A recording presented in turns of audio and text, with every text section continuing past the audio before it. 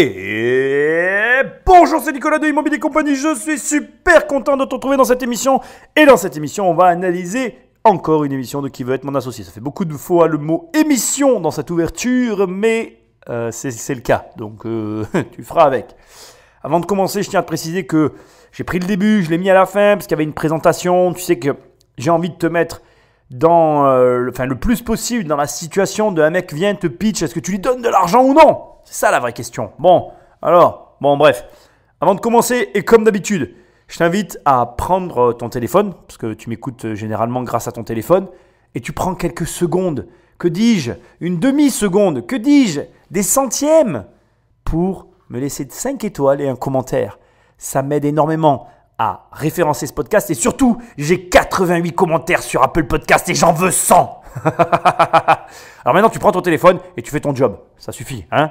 Bon, alors, on en parle ou on n'en parle pas? Ok, et puis c'est les podcasts, je compte sur toi pour prendre le téléphone d'un ami et l'abonner sauvagement à l'émission. J'ai vu que certains d'entre vous l'avaient fait, puisque j'ai même eu droit à un commentaire. C'était très malin de ta part d'ailleurs, toi qui as fait ça, d'en profiter pour laisser des étoiles et un commentaire. J'ai trouvé ça très appréciable, mais il faut encore le faire. On n'est pas assez, bien qu'on soit de plus en plus nombreux, et je t'en remercie.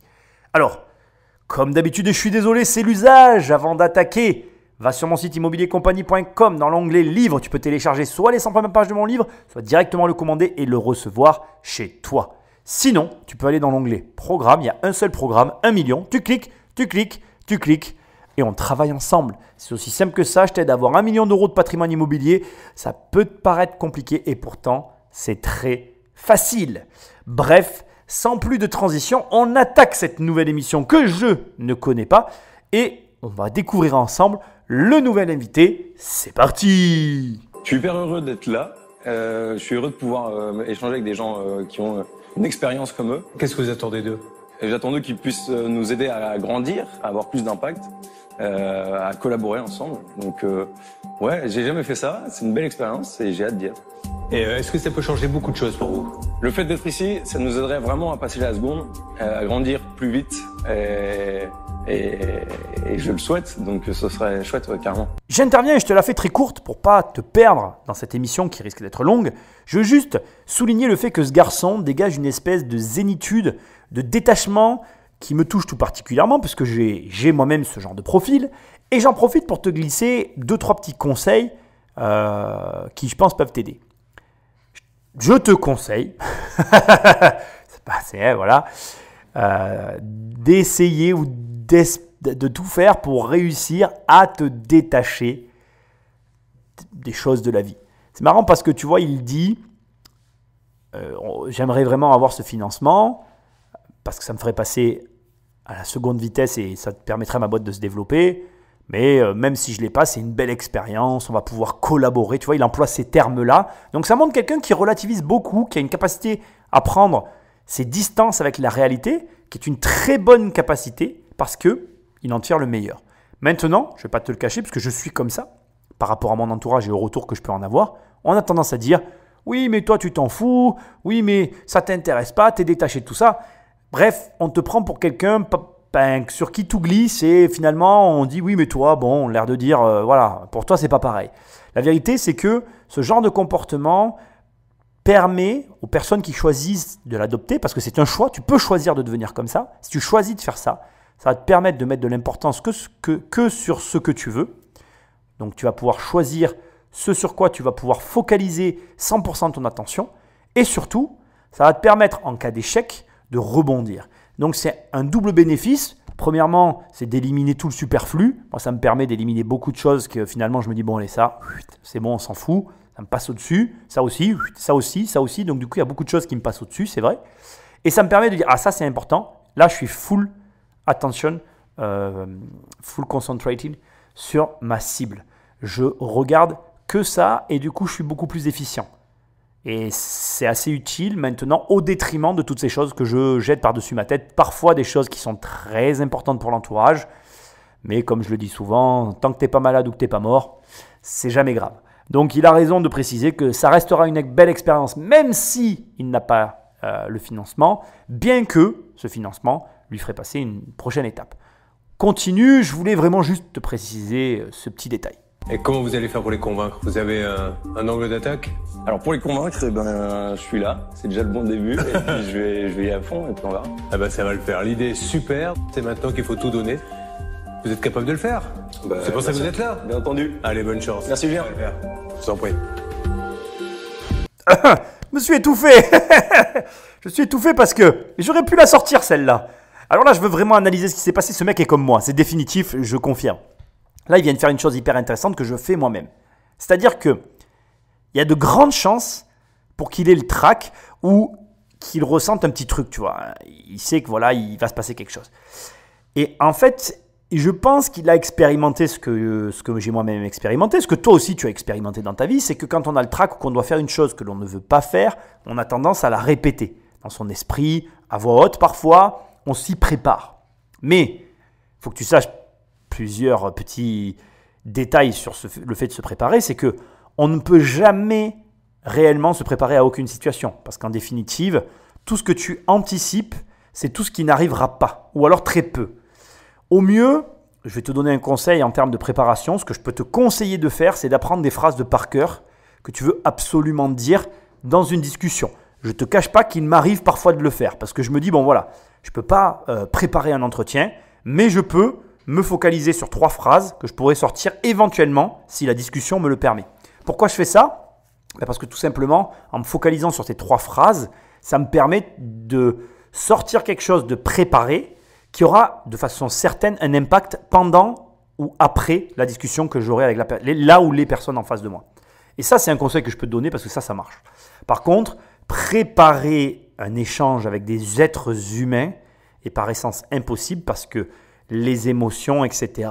La seule chose que tu peux faire, c'est développer ton intelligence sociale et l'utiliser pendant ces situations-là. Tout en sachant, là encore, je tiens à le préciser, qu'on est gouverné par nos instincts et que réellement, si tu veux vraiment être bon dans les pitchs et dans la discussion avec les autres êtres humains, c'est plutôt ton intelligence instinctive qu'il va falloir développer. C'est un autre sujet et je m'égare. Je veux souligner et donc te décortiquer ce qu'il vient de faire. Il vient de pousser ou en tout cas d'éloigner une situation anxiogène. Pardon. J'ai encore un chat dans la gorge de m'être étouffé juste avant parce que ça m'a halluciné ce qu'il a fait, je le fais. Je m'explique. Par exemple, là le mec lui dit « Qu'est-ce que vous avez préparé pour les convaincre ?» Et le mec lui répond « Mais moi j'ai rien préparé, je suis là. Le fait d'être là, ça va me permettre de les convaincre. » Et comme la personne en face, le présentateur, appuie sur un sujet qui fait mal, le mécanisme qu'il a mis en place de défense et surtout, c'est pas que de la défense, c'est aussi pour lui permettre de passer directement en mode action, c'est de repousser l'état réel de la situation afin de s'y confronter le plus vite possible. En fait, là, ce qu'il cherchait à faire, c'était, en fait, à mon avis, il ne voulait plus parler avec personne, il voulait rentrer dans l'arène pour faire son truc. Pourquoi ? Parce que à un moment donné, quand tu fais quelque chose qui ne te plaît pas, il faut que tu saches qu'il n'y aura jamais aucun moment où tu te sentiras prêt. Parce que par essence, la situation te met t'es inconfortable. Elle te met dans une situation d'inconfort. Et le fait d'être dans cette situation d'inconfort, ça ne changera jamais. Et tu peux te préparer tant que tu veux. En réalité, si la situation est inconfortable pour toi, parler devant 5 personnes qui vont te juger, par exemple, qui est une situation inconfortable pour tout le monde. Alors oui, des mecs comme moi qui ont l'habitude de se faire juger et d'avoir des noms, moi aujourd'hui, c'est vrai que je suis très détaché de tout ça, mais j'ai été comme toi. Et les années et l'expérience m'ont permis de m'en détacher. Seulement, voilà, de façon générale, j'ai toujours un trac, un petit je ne sais quoi. Et ma manière à moi, qui est la même que la sienne, de repousser ça, c'est d'éloigner toute chose qui me ferait mentaliser, j'allais dire, mais c'est un peu ça, qui me ferait réfléchir, rationaliser la situation. Parce que dès que je rationalise, je recrée en fait ce mécanisme qui m'inquiète. Et toi, tu dois, et c'est très important, trouver une solution. Moi, j'ai la même solution que lui, mais il existe 1001 solutions parce qu'on est autant d'êtres humains que d'individus différents. Il te faut trouver une solution qui te corresponde et qui te permette de passer à l'action, qui te permette de rentrer dans l'arène et de franchir l'étape qui te bloque. Alors, moi, j'utilise très souvent cette stratégie. Par exemple, tu sais, je ne suis pas un grand fan de certains types d'attractions à sensations. Eh bien, quand j'ai peur d'une attraction à sensation, mais que je veux la faire, je me mets dans une position où je ne peux pas réfléchir et où j'y vais directement. Et c'est très intéressant parce que j'utilise encore une fois cette même stratégie qui est de repousser tous les éléments qui qui me contraindrait ou qui me mettrait dans une position où je rationalise la situation et où je génère de la peur sur de la peur et plus de peur et je me sclérose. Voilà, je me paralyse si tu préfères.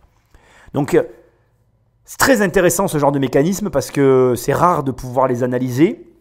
Et là, il a été vraiment très, très bien mené. Repasse-toi-le si tu as besoin de revoir ce qu'il a fait.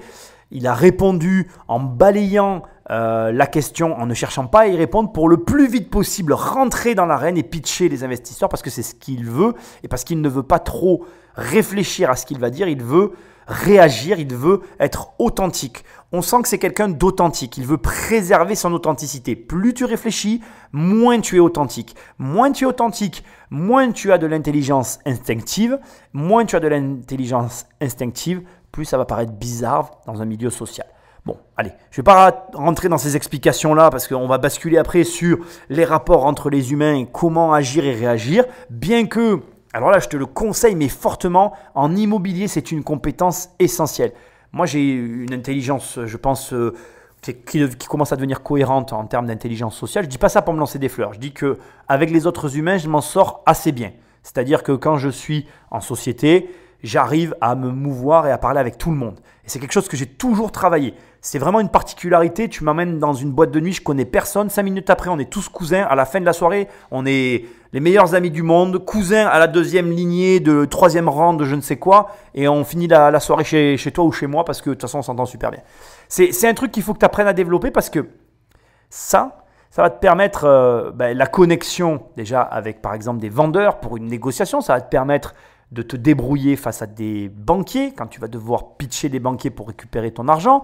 Ça va te permettre aussi avec des partenaires de les jauger, de les évaluer, de travailler avec eux, de créer du lien parce que le lien dans l'immobilier et la confiance sont des facteurs essentiels de la réussite de tes projets. Bref, ce que tu vois là, c'est des comportements humains qui te permettent de voir comment contourner des problématiques de peur, parce que tu peux avoir peur de négocier, tu peux avoir peur d'aller voir un banquier, tu peux avoir peur de plein de choses. Eh bien, il faut que tu trouves des mécanismes comme celui-là pour te donner la force de passer à l'action et d'agir directement sur toi, mais aussi sur le pitch que tu vas mener. Bref, on va écouter ce qu'il a à dire, parce que sinon, je pourrais te parler de ce sujet pendant des heures tellement j'aime ça.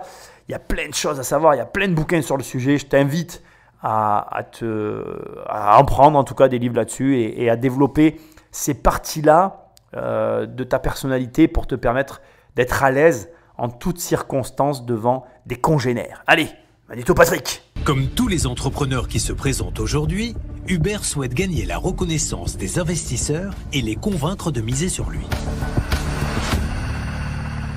Bonjour à tous, je suis très heureux d'être là. Je m'appelle Hubert, j'ai 26 ans, je suis originaire de Lille et je suis ingénieur. Aujourd'hui, je vous propose de participer à l'aventure La Vie est belle avec vos conseils et avec votre réseau, avec un apport financier de 25 000 € pour 5% de l'entreprise. Alors là, écoute, moi j'ai envie de dire parfait. Je crois que c'est la première fois dans l'histoire de cette émission que nous faisons ensemble et que nous vivons ensemble dans l'aventure que je peux te dire qu'il y a quelqu'un que tu dois copier. Il faut que tu comprennes une chose. C'est ce que tu dis, le vocabulaire que tu utilises, tout ce que tu fais, la façon dont tu parles et l'ordre dans lequel tu prononces les mots ont une importance capitale. Et là, très sincèrement, je te refais l'ordre. En premier, il est très heureux d'être là. En premier, il est très heureux d'être là. Je vais t'inviter à faire une chose. Je vais te donner… On est parti tout à l'heure, tu as vu, j'ai fait un petit peu de… Voilà, je t'ai un petit peu parlé d'intelligence sociale. Pareil, j'adore ces émissions parce que je n'ai pas l'occasion de te parler de tout ça. Donc, je vais te donner des petits tips, des petites astuces. On va pas faire notre anglophone, on va faire un peu notre francophone bien chauvin. Je vais te donner des petites astuces que je te conseille d'utiliser et dont tu vas pouvoir très rapidement constater que c'est comme un petit bonbon, une petite pilule magique que tu avales et qui change complètement la donne. Quand tu dis à quelqu'un « je suis très heureux d'être là », tu le mets bien en fait. « Bonjour, je suis très heureux d'être là ». « Ah putain, il est heureux, alors moi aussi je suis heureux ». Indirectement, tu crées un effet de miroir positif qui met une bonne ambiance. Fais-le. Fais ce qu'il a fait. Bonjour, je suis très heureux d'être là. Je vais te donner un conseil que j'avais observé quand j'étais très jeune chez un garçon que je connaissais, qui était un dragueur invétéré. Et on s'était bien aimé parce qu'il avait vu que j'avais compris son astuce. Toute sa drague, tout son concept, toute sa réussite sociale ne tenait qu'à un seul élément. Un seul. Écoute bien ce que je vais te dire, c'est important. Quand quelqu'un lui disait bonjour, est-ce que ça va? Il disait simplement oui, je vais très bien. Et il regardait la personne avec un grand intérêt. On sentait vraiment que ça venait du cœur et il lui demandait et toi, comment vas-tu? Et en fait, on avait échangé sur le sujet puisque je lui avais dit explique-moi un peu. Et en fait, le fait de juste redemander à la personne en face comment elle va, eh bien, ça crée ça montre qu'on a de l'intérêt pour l'autre et ça crée la première jonction, le premier pas qui va faire qu'on peut engager une discussion. Alors, je vais t'expliquer en allant plus au fond parce que en te parlant, je réalise qu'en te disant ça comme ça, tu vas te dire attends, je comprends rien, c'est pas vrai, moi quand je le fais, ça marche pas. Je vais t'expliquer correctement et tu vas comprendre. Mets-toi tu imagines 2 secondes qu'on est dans une soirée et quand tu vas voir une barmaid ou un barman si tu es une fille, ou que tu vas voir des employés ou des personnes autour de toi, les gens te disent généralement bonjour et s'en tiennent à ça. Parce qu'il y a une certaine forme de pudeur, surtout quand on ne se connaît pas. Et dire bonjour, comment ça va à quelqu'un que tu ne connais pas, c'est un peu plus familier que de raison.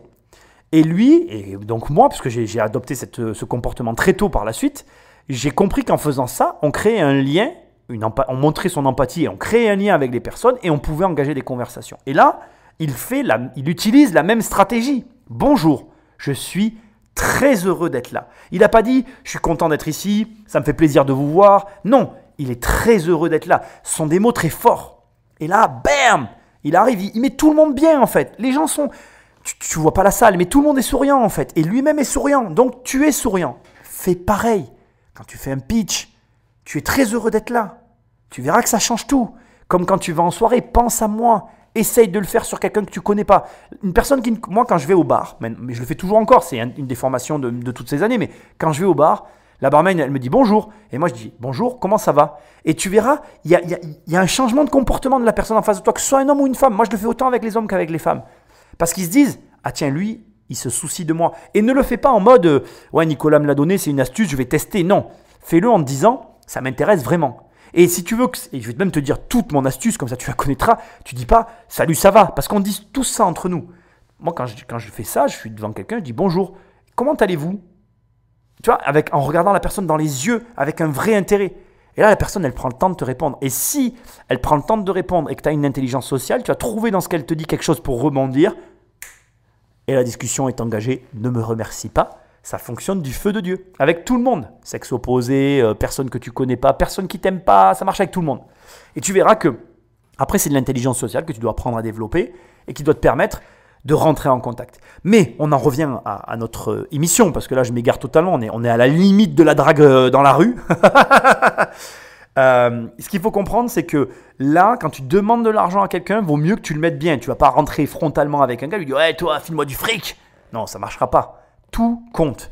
Et là, je reviens donc à Hubert, parce que je suis heureux d'être là. Il met tout le monde bien. Hyper bonne stratégie. 2, je m'appelle Hubert, j'ai 26 ans, je suis ingénieur. Bam! Tu le regardes, il a une dégaine hyper détendue, un style hyper agréable. Tu te dis, lui, il est ingénieur.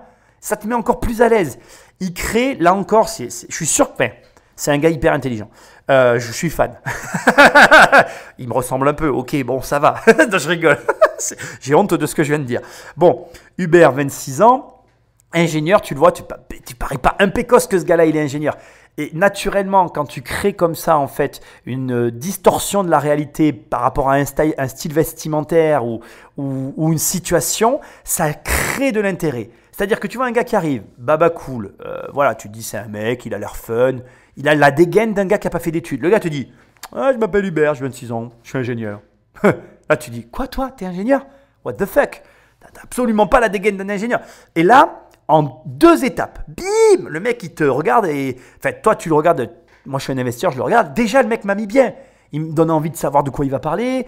Il me met à l'aise. Il me donne envie voilà, d'en savoir plus. Il pique ma curiosité avec juste de petits trucs que tu peux refaire. Je veux dire, là, les 2 trucs que je viens de te dire, tu peux les refaire. C'est pas compliqué, c'est-à-dire, Salut, je suis super heureux d'être là. C'est juste des phrases. Enfin, il faut le dire et puis il faut l'incarner, bien évidemment, il faut l'être. Mais tu comprends ce que je veux dire? Et deux, tu te présentes succinctement, tu prends un style vestimentaire décalé avec la personne que tu es, bam, tu crées l'intérêt, c'est réglé. 3, il dit le quoi. Moi, c'est, j'ai oublié le nom de la société parce que je me suis perdu, Belt, je sais pas quoi. Donc, il dit quoi? Il dit le nom de sa boîte, mais il n'en dit pas plus. Et là, il entretient le mystère. Il dit juste le nom de son entreprise. Ensuite, 4, il dit ce que vous allez m'apporter, c'est des conseils et votre réseau. Et là encore, c'est pareil. On sait qu'il est là pour de l'argent. Mais qui ne disent pas qu'il est là pour de l'argent, ça montre la profondeur qu'il y a derrière. Ça montre que, ok, vous avez peut-être de l'argent, mais vous avez autre chose qui m'intéresse, sûrement plus. Parce que je ne le dis pas dans cet ordre. Là, tu vois un gars, si tu vois cette émission, tu regardes ce mec-là, c'est le premier qui passe dans l'émission, je ne connais pas les saisons ni rien, tu te débrouilles. Bref, tu vois ce mec qui passe. Pour moi, ce gars, c'est un bosseur de ouf. Il a travaillé comme un malade sa présentation. Mais vraiment, je te le dis, hein, elle est travaillée de fou là. Là, il y a un travail de psychopathe. Il y a un travail. Alors, s'il n'y a pas un travail, il a une intelligence sociale naturelle que tu peux développer. Moi, je me plais à croire. Alors, certes, voilà, je te donne un petit peu des astuces dans l'émission que moi-même j'ai glanées au cours de mon expérience de vie. Il y en a encore plein d'autres à récupérer, bien évidemment. Je ne sais pas tout, j'apprends tous les jours, etc. Donc, tu glanes toi aussi tes propres informations et tu les ajoutes à ton expérience. Donc, soit tu développes ta propre intelligence sociale indépendamment, soit tu achètes des bouquins, soit tu t'inspires de cette émission et tu intègres. Parce que là, je peux t'assurer que le mec, je vais te dire un truc que je ne devrais pas faire ça. Mais rien qu'avec l'analyse que j'ai, moi je serai dans la salle, en vrai, hein, je vis ça en vrai. Parce que là, c'est facile, ma position elle est simple. Je regarde un replay et j'analyse en plus. Donc je suis en mode analyse. Mais je suis dans la salle, je pense que là, rien qu'avec l'intro, j'ai envie de donner de l'argent. Là, c'est un peu tôt, je ne vais pas te mentir parce que, après, si, il a quand même dit qu'il demandait 25 000 € pour 5% de la boîte, ce qui est ridicule. Donc là, c'est la 5e étape, après la 4e étape, donc le conseil réseau. En dernier, il parle de l'argent. Alors, c'est significatif à mes yeux, mais voilà. 5% pour 25 000 €. Bon, alors quand tu entends ça, tu te dis, oui, c'est bon, vas-y, prends mes 25 000 balles. Vu que déjà, on n'a même pas commencé, tu m'as bluffé sur l'intelligence sociale, il y a 90% de chances que tu sois un bon entrepreneur. Parce que ne te voile pas la face. L'entrepreneuriat, c'est aussi qui tu es. C'est qui tu es. Toutes les histoires d'entrepreneurs que j'analyse, que je connais, que je vois, même là que j'analyse dans l'émission, toutes les histoires d'analyse d'entrepreneurs que je connais, rappelle-toi, petit retour en arrière, je pense aux cartes de Lulu. Rappelle-toi Lulu, que je l'ai vue arriver, elle était pétillante, elle avait tellement de joie et de bonheur que tu étais là, tu dis vas-y c'est bon, je te finance, on s'en fout, t'as l'air excellente. Et bien là c'est pareil, le mec, il est tellement bon, franchement disons les choses comme elles sont, hein, quand il y a du talent il faut savoir le reconnaître, le mec est tellement bon que tu dis ça peut que marcher. Le gars, voilà, il a tout. Et là, je te répète l'ordre. 1, je suis très heureux d'être là. Ça ne te coûte rien de le faire, fais-le, sinon je te claque. 2, qui tu es, Uber, blablabla. 3, quoi? Alors, ta boîte, machin. 4, conseils et réseau. 5, l'argent. Si tu respectes cet ordre. Alors, voilà, ça m'énerve. Alors, ce que j'aime pas dans ces analyses, je vais faire de la contre-analyse. Comme ça, tu auras vraiment tout dans mes émissions. Ce que j'aime pas, c'est que maintenant que je te l'ai dit, en fait, tu pourrais le faire en n'étant pas cette personne-là, en fait, en n'incarnant pas la personne dont je fais état. Ce qui n'est pas bon, en fait. Il faut que ça devienne naturel. Donc, travaille-le. Fais-moi plaisir de ne pas jouer un rôle. Travaille-le vraiment. Ce mec-là, même si je sais qu'il y a du boulot derrière, il incarne ce qu'il dit. Je t'assure, à tous les niveaux. Bon, allez, j'arrête mon analyse. Bravo à lui, franchement. L'émission n'a pas commencé, je suis bluffé, je t'ai déjà fait un laïus. Elle va durer longtemps, elle va être excellente celle-là. Concentration, action. La Vie est belle, c'est une marque d'accessoires de mode en matière recyclée. J'ai lancé cette aventure il y a 2 ans avec la ceinture, des ceintures qui rendent la vie plus belle puisqu'elles sont faites avec des pneus de vélo recyclés qui sont façonnés par des personnes en situation de handicap dans une entreprise adaptée à côté de Lille. Savez-vous qu'en France, on n'a jamais eu autant de personnes en situation de handicap au chômage? Ils étaient 2 fois moins en 2011. Alors qu'est-ce qu'on attend pour agir? Surtout qu'on est plus de la moitié des Français à porter une ceinture. Donc autant bien le faire. Comment plier le game en 30 secondes? Le mec est très bon. Je te l'ai dit tout à l'heure, le mec est très bon. Tu le ressens à toutes les étapes de sa société. La vie est belle. La vie est belle. Il fait un jeu de mots dans sa présentation. Je t'assure que Je ne le connais pas, mais il y a un boulot de psychopathe là derrière. Ne crois pas que sous ses airs naturels, nanana, en fait, le mec, il a éjecté le journaliste parce qu'il avait tout en tête et qu'il ne voulait pas se cramer. Il était focalisé. Le mec est vraiment bon. Alors, comment? Bon, il a plié le game. Enfin, bien évidemment, non seulement il est dans l'air du temps, donc c'est-à-dire recyclage. Donc déjà, il te parle de produits recyclés. J'ai même pas, comment dire, il n'a même pas dit ce qu'il faisait que j'ai compris. C'est-à-dire que Belt, alors pourquoi Belt? Je connais parce que quand j'étais plus jeune, je regardais un dessin animé, le méchant s'appelait Belt, et Belt ça veut dire ceinture en anglais. Et la vie est belle avec les ceintures, bon bref, produits recyclés, donc il doit récupérer des produits, des trucs de quelque part, avec lesquels il fabrique des ceintures et il fait travailler des handicapés. Il relie plusieurs points fort intéressants à différents niveaux. Alors je suis désolé, mon rôle ici est un peu pas cool, dans le sens où je vais un petit peu attaquer l'angle entrepreneurial de la chose, mais c'est aussi mon rôle que tu comprennes ces choses-là. Déjà, premièrement, faire travailler des handicapés, ça représente un avantage entre guillemets, bien évidemment. Il y a des avantages sociaux et fiscaux, dans le sens où l'embauche de personnes handicapées est sujette à des allègements, parce que voilà, l'État t'incite à le faire. Et c'est très bien, c'est normal, hein, attention. Mais tu investis dans une boîte comme ça, tu ne peux pas faire comme si... Enfin, d'abord, tu ne peux pas faire comme si tu ne le savais pas. Et deuxièmement, tu ne peux pas faire comme si ça n'augmentait pas ta marge. Tu comprends ce que je veux dire? On va pas, voilà. Même si je ne veux pas écarter le côté noble de la chose, on est bien d'accord. Ça pèse dans la balance. Deuxièmement, produits recyclés, ça veut dire quoi? Ça veut dire faible coût à l'achat. Donc là, on a un double effet qui se coule. Et Dieu sait que tu sais que j'aime quand 1 égale 2 et que je préfère quand 1 égale 3, ce qui est le cas ici. Parce que là, 1 égale 3. Et donc, quand comme ça, tu as 3 effets superposés qui viennent permettre d'optimiser ta boîte, on est vraiment bien. Ça n'a pas commencé qu'on est très très bien. Le gars te dit, ça fait 2 ans qu'il s'est lancé dans l'aventure, donc je m'attends à ce qu'on ait des résultats financiers en plus par-dessus tout ça. Ça sent très bon. Ça sent très très bon. Le mec est hyper intelligent. Je te le redis, je ne suis pas fan, je te rassure. Mais quand tu es devant, il faut savoir le reconnaître. Que demande le peuple? La vie est belle. T'as compris, hein? T'as compris. En 2 ans, on a vendu près de 6000 ceintures. On a recyclé plus d'1 tonne de caoutchouc. Nos prix de base de ceintures sont à 39 €. Concrètement, en 2018, notre première année globale, on a fait 120 000 € de chiffre d'affaires en générant du profit. En 2019, on est en train de faire le double. Et on vise de finir l'année à 250 000 € de chiffre d'affaires. Donc oui, on est une entreprise rentable qui veut changer le monde à son échelle. C'est la première fois dans l'émission que ça m'arrive. J'ai rien à dire. On est une entreprise rentable qui veut changer le monde à son échelle. Le mec est très bon. Il n'y a rien à dire. C'est-à-dire que il a posé les bases de ce qu'il faisait. Il sait qu'ils savent. Je vais te le dire autrement parce que ça fait un peu de ces genres. La vérité est ailleurs. Il sait que les investisseurs ont compris avec quelques mots en fait. Je crois que je l'ai déjà dit dans une émission, tu sais, je passe du coq à l'âne, mais tu sais, il y a des émissions de télécrochet là, sur la chanson là. Et moi je me rappelle, je l'ai déjà raconté cette anecdote, je me rappelle qu'il y avait une fille qui avait chanté juste, on est d'accord, les notes de solfège. Il avait juste passé toutes les notes avec un ton juste et le jury avait dit c'est bon, elle est prise. Et en première sélection, ça suffit en fait. Tu n'as pas besoin de faire plus. Tu montres au jury que tu sais chanter, tu chantes même pas une chanson, tu fais do, ré, mi, fa, sol, la, si, do en poussant un peu ta voix sur différents tons et en montrant que tu chantes juste, effectivement, c'est une façon de passer la présélection. Bref, là où je veux en venir, c'est que là, c'est ce qu'il vient de faire en fait. Il vient avec quelques mots, et ça franchement, c'est très fort là encore, hein. Avec des mots très simples, il envoie des disquettes, BBM, disquette. Et là, toi, tu t'assois, tu te rappelles, dans ta tête, tu as 25 000 € qui clignotent, tu te dis, c'est pas possible, 25 000 balles, mais c'est bon, je signe où? Là, ils vont tous lever le portefeuille.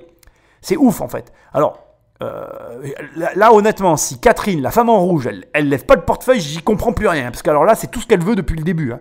Donc bon, on verra qui va financer, mais il n'y a rien à dire. Le mec est rentable. Il a vendu, alors j'ai fait un calcul rapide, hein, bien évidemment, parce que moi, il a vendu en 2 ans 234 000 € de ceinture. sachant qu'il a précisé que là, il va faire le double, il va faire ce chiffre-là sur une année, puisqu'il a fait, ça fait 2 ans qu'il fait ça, mais l'année en cours, il va doubler son chiffre. Voilà, il n'y a rien à dire, il est rentable, il le précise, il ne donne pas sa marge, c'est vrai, mais tu comprends qu'elle est bonne, parce que recyclage d'un côté et travailleur handicapé de l'autre, le combo parfait, quoi, le combo de ouf, tu sais, c'est le fatality à la fin de Mortal Kombat, t'es là, tu regardes et tu meurs. C'est bon, voilà, je sais même pas quoi dire, donc je vais arrêter de parler et je vais l'écouter. Voilà, on a également lancé de nouveaux produits. Il y a d'autres matières à travailler. On a fait les nœuds papillons en chambre à air et en tissu recyclé, les porte-clés et également des ceintures avec les lances à incendie des pompiers fraîchement sortis, qui est un déchet qui est aussi incinéré jusqu'à présent. On pourrait aller plus haut, on pourrait aller plus loin, avoir plus d'impact. Et pour ça, vos conseils sont précieux, votre réseau aussi et votre participation financière. N'oubliez jamais ça, tout devient possible quand la vie est belle, de tous et d'y croire. Ce que je vous propose aujourd'hui, c'est de la vivre ensemble. Merci beaucoup. La leçon vient d'être donnée. Là, franchement, bon, je t'ai fait l'analyse avant. Tu retrouves la conclusion à l'image de l'introduction. Très malin. Rappelle-toi vraiment de ça, c'est important. Les gens, et donc tes auditeurs, les banquiers, les personnes à qui tu pitches quoi que ce soit, se rappellent que de 2 choses, l'entrée et la sortie. Tout ce qui se passe avant, ça peut être les montagnes russes, tu as le droit de faire des erreurs, ça ne sera pas oublié, ça sera pardonné. Donc, ton entrée et ta sortie sont les 2 piliers de ta présentation, de ton pitch, de ce que tu as à faire. Moi, je pense vraiment à la banque, là, en fait. Et là, à la fin, il réitère l'intro en redonnant son ordre, c'est-à-dire conseil plus réseau sont les choses plus importantes et, bien évidemment, en dernier recours, votre argent. Mais je fais appel d'abord à vos conseils, ensuite à votre réseau, enfin à votre argent. Ça met bien, ça met à l'aise. Tu dis, vas-y, c'est bon, prends mon fric, petit, viens, je vais t'aider. Je suis impressionné. J'apprécie vraiment voir ce genre de prestations parce qu'elles sont riches d'enseignements. Tu remarqueras qu'il glisse une phrase toute faite. La vie est belle en faisant un jeu de mots. Ça aussi, c'est préparé. Mais ça passe tout seul. Tu le sais que c'est préparé. Moi, je le sais que c'est préparé. Je le sens en plus dans sa manière d'être. On sent qu'il a un peu le trac et c'est préparé. Mais c'est pas grave en fait. Ça a été tellement fluide. Il a tellement été précis. Il a précisé qu'il a rajouté des nouveaux produits à sa gamme pour augmenter finalement ses bénéfices. Bon, moi, j'ai envie de te dire, comme je t'ai dit au début, quoi, tout est dit, quoi, voilà. Donc, pour moi, là, on va voir les interactions. Bon, je pense que de façon classique, on est habitué. Je pense que nous allons avoir la question éternelle de quelle est votre marge ? Parce qu'il ne l'a quand même malgré tout pas dit, et ça me paraît logique qu'à un moment donné, ce soit demandé. Écoute, pour moi, c'est un sans faute. Tu peux vraiment t'inspirer de ce mec-là, à différents niveaux d'ailleurs, parce que sincèrement, même dans l'investissement, ça me paraît limpide que tu vas pouvoir en tirer parti dans tes présentations, dans ta manière d'aborder tes dossiers, quand il va falloir que tu vois tes partenaires. Moi, j'ai envie de dire Amen. Ah ça commence bien. Ça commence sur les chapeaux de roue. Et j'ai des cadeaux aussi, je vous ai pas dit. Ah voilà, qu'est-ce qu'on peut voir, qu'est-ce qu'on peut toucher, qu'est-ce que... On voulait toucher les produits. Voir à quoi ça ressemble quand même. Bien sûr, j'apporte ça. Merci. Merci. Je sais que vous appréciez le vélo particulièrement. C'est ça. Moi, je suis heureux là. Génial. Donc ça, c'est une ceinture en pneus. Ah, c'est ingénieux, c'est vraiment... J'adore parce que sur les sachets, je sais pas si on a bien vu, mais il a écrit « Fait avec amour à Tourcoing ». Et faire du business quand il y a le mot amour, moi je trouve ça formidable. Ah, tu vois, Catherine et Marc Simoncini réagissent. Alors Marc Simoncini, l'amour du vélo, Angel, on sait. Mais Catherine, la femme en rouge, c'était téléphoné, c'est tout ce qu'elle aime. Recyclage, la planète, les handicapés, l'homme extraordinaire. Oh. Je rigole, hein, je me moque pas d'elle, bien évidemment. Je la comprends, hein, franchement, c'est beau. J'interviens parce que je réagis à ce qu'a souligné Marc Simoncini. C'est là que tu vois la différence entre les bons et les très bons. Enfin, tu vois la différence entre les entrepreneurs. C'est comme il l'a dit. Il a fait des pochettes où il y a écrit « Réalisé avec amour à Tourcoing ». C'est des détails. C'est même pas obligatoire. Et pourtant, tu as toujours un mec qui va le remarquer ou une nana. ça fait la diff. Steve Jobs faisait graver et faisait chier, excuse-moi, j'aime pas être vulgaire, mais là j'ai pas d'autres mots. Il était enquiquinant pour tout le monde parce qu'il voulait que l'intérieur de l'Apple soit aussi beau que l'extérieur. Question, as-tu déjà ouvert un de tes Apple? Moi je te le dis, moi jamais. Je ne le verrai jamais le travail à l'intérieur. Et il le savait, mais c'était important pour lui. C'était important pour lui parce que si jamais tu l'ouvrais, tu ne pourrais pas renier le travail qu'il y avait derrière. C'était une façon de montrer son obsession pour le détail. Et je pense qu'un bon entrepreneur, c'est un mec qui est omnibulé par quelque chose. Moi, je dis souvent, en parlant de moi et de certaines personnes autour de moi, que je suis, en tout cas, je vais parler de moi, désolé, mais j'en connais quelques-uns. Dans mon entourage, j'ai des personnes qui sont comme ça. Je connais des personnes qui sont, et dont je fais partie, monomaniaques. C'est-à-dire que je suis capable de rester bloqué sur un truc, focalisé, complètement omnibulé par le machin, sur des mois et des années. J'ai mon meilleur ami Vincent, si tu m'écoutes, je te passe un petit coucou, pour te donner un exemple tout bête. Hein. Il y a une chanson de No Doubt, I'm Just a Girl. Je crois que je l'ai écoutée 6 mois en boucle tous les jours. Mais quand je te dis tous les jours, une journée c'est long. Hein. Écouter la même chanson pendant 3 à 6 mois, alors je vais un peu réduire parce que peut-être pas 6 mois, mais plus de 3 mois. Entre plus de 3 et jusqu'à 6 mois. Je la connais de par cœur, même encore aujourd'hui. Et c'est une chanson dont je ne me lasse pas. Il n'y a pas beaucoup de gens qui sont capables de ça en fait. Et je suis pareil avec d'autres trucs. Je suis capable de manger tous les jours le même plat. Il y a des plats que j'aime tellement que j'ai aucune limite en fait. Et ce caractère obsessionnel sur des petits détails qui peut être dérangeant, on est bien d'accord, hein, je ne le remets pas en cause. Hein. J'ai conscience que pour certaines personnes, c'est gênant. Mais dans certaines situations, c'est très utile. Quand tu es entrepreneur et que tu vises la création d'un produit et que tu vises l'excellence, l'obsession, mon ami, c'est ton meilleur ami. Ou ta meilleure amie. Enfin, tu vois comme tu veux. Bref, j'aime bien ce mec. Et au niveau du prix, là aujourd'hui, vous êtes à 39 € la ceinture, ce qui est quand même assez cher comme prix. Pourquoi c'est aussi élevé alors que déjà on parle d'un matériau justement recyclé? Quand je lançais ce projet, j'ai regardé un peu le prix moyen d'une ceinture sur le marché français. Entre 30 et 40 €. Et à côté de ça, j'ai corrélé à combien nous coûtait la fabrication aujourd'hui. On est sur du Made in France. On est sur un déchet qui demande beaucoup de traitement. Alors même s'il est gratuit sur la collecte, ça nécessite derrière de devoir le trier, le découper, le laver avant de commencer à pouvoir en faire quelque chose. Là où quelqu'un qui fait des ceintures plus classiques aurait juste à acheter une matière à travailler derrière. Il y a beaucoup de main-d'œuvre, j'imagine, pour... La majorité du prix est finalement de la main-d'œuvre. Et ça vous laisse quand même la possibilité de passer par des réseaux de distribution et de gagner votre vie.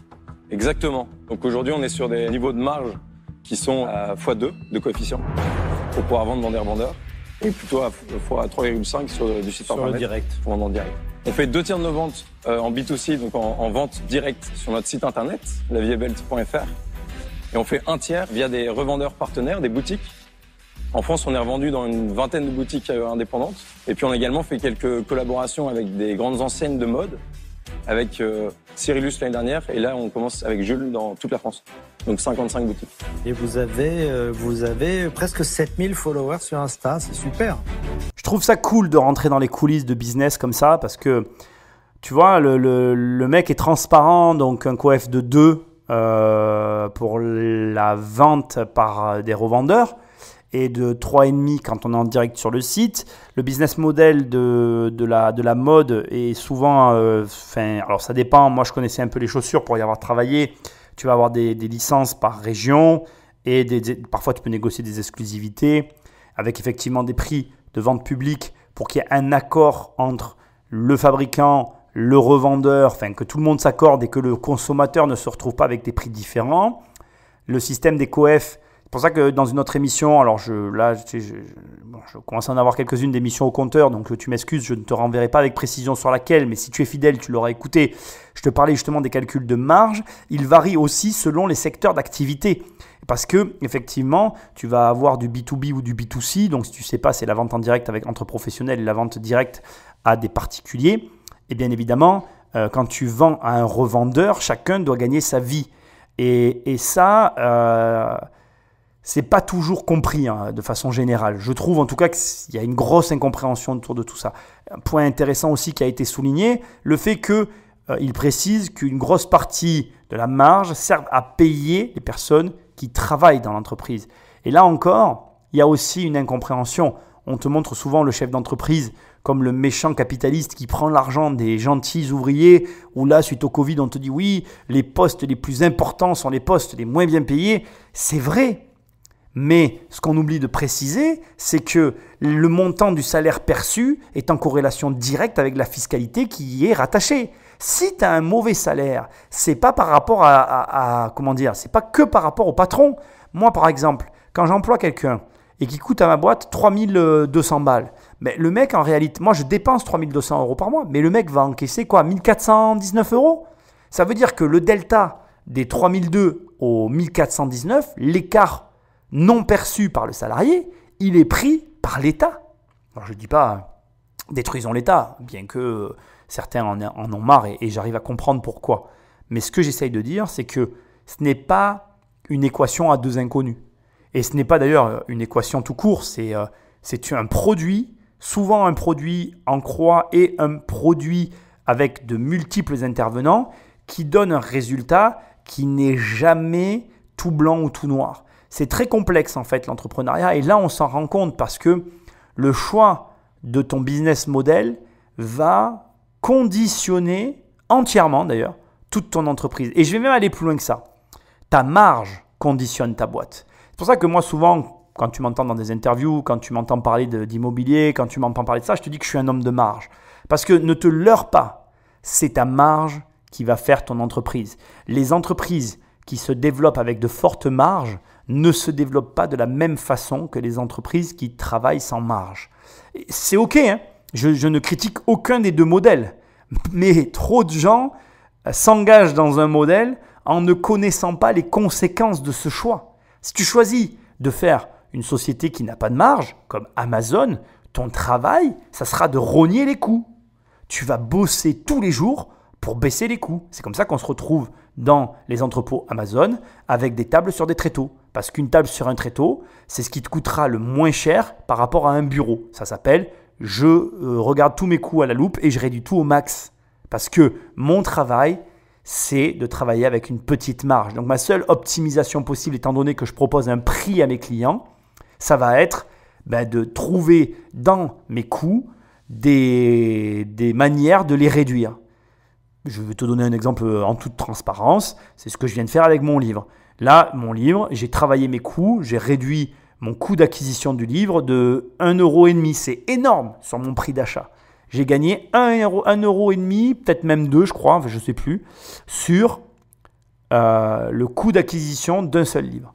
Donc, selon le type de boîte que tu fais, tu peux travailler tes coûts. Mais les grosses boîtes qui ont de la marge travaillent aussi leurs coûts. L'un n'empêche pas l'autre. Mais quand tu as une grosse marge, tu vas aussi travailler d'autres domaines que ne peut pas forcément travailler une entreprise qui travaille avec une petite marge. Et là, ce qui est intéressant, c'est qu'on est face à quelqu'un qui, malgré tout, même si, comme il le dit, il a une grosse partie qui est due, une grosse partie de ses salariés qui lui prennent une partie de sa marge, il évolue quand même dans un milieu de la marge. Parce que quand tu raisonnes en coef, généralement, c'est que tu as quand même de la marge. Même si, alors pareil, je vais quand même amener des précisions maintenant sur son business là, quand tu es coef de 2 parce que tu as des revendeurs, on est bien d'accord que ton coef de 2, il sert plus ton revendeur que toi. Il faut bien que tu comprennes ça aussi. Hein. Dans les boutiques de fringues, dans tout ce qui est fringues, en fait, ta marge, quand tu choisis d'être un producteur qui utilise des revendeurs, elle est beaucoup plus petite. Et le jeu va être de multiplier les points de vente. Et là encore, tu vois la façon dont on développe des business models. C'est-à-dire que ton entreprise va se calibrer sur tes choix aussi stratégique, donc ta marge et tes choix stratégiques. Si tu décides de fonctionner sur de la revente, tu vas avoir ton coef de 2, mais ton job en tant que dirigeant d'entreprise et ton travail et le travail que tu vas devoir développer, c'est comment acquérir de nouveaux points de vente pour multiplier mes ventes. C'est facile à comprendre. À l'inverse, si tu choisis d'être producteur-revendeur, ton job, ça va être de t'étendre. Bon, bien évidemment, la première solution avec des avec des revendeurs est beaucoup plus simple, moins gourmand en trésor et permet de commencer plus facilement. La deuxième solution, se vendre soi-même, ce que certains grands papes de la mode font, c'est ce qui rapporte le plus, mais ça demande un petit peu plus d'argent, hein. Donc là encore, c'est pareil. Il te faut bien être au clair par rapport à ta situation, par rapport à ce que tu veux faire, par rapport au temps que ça prend.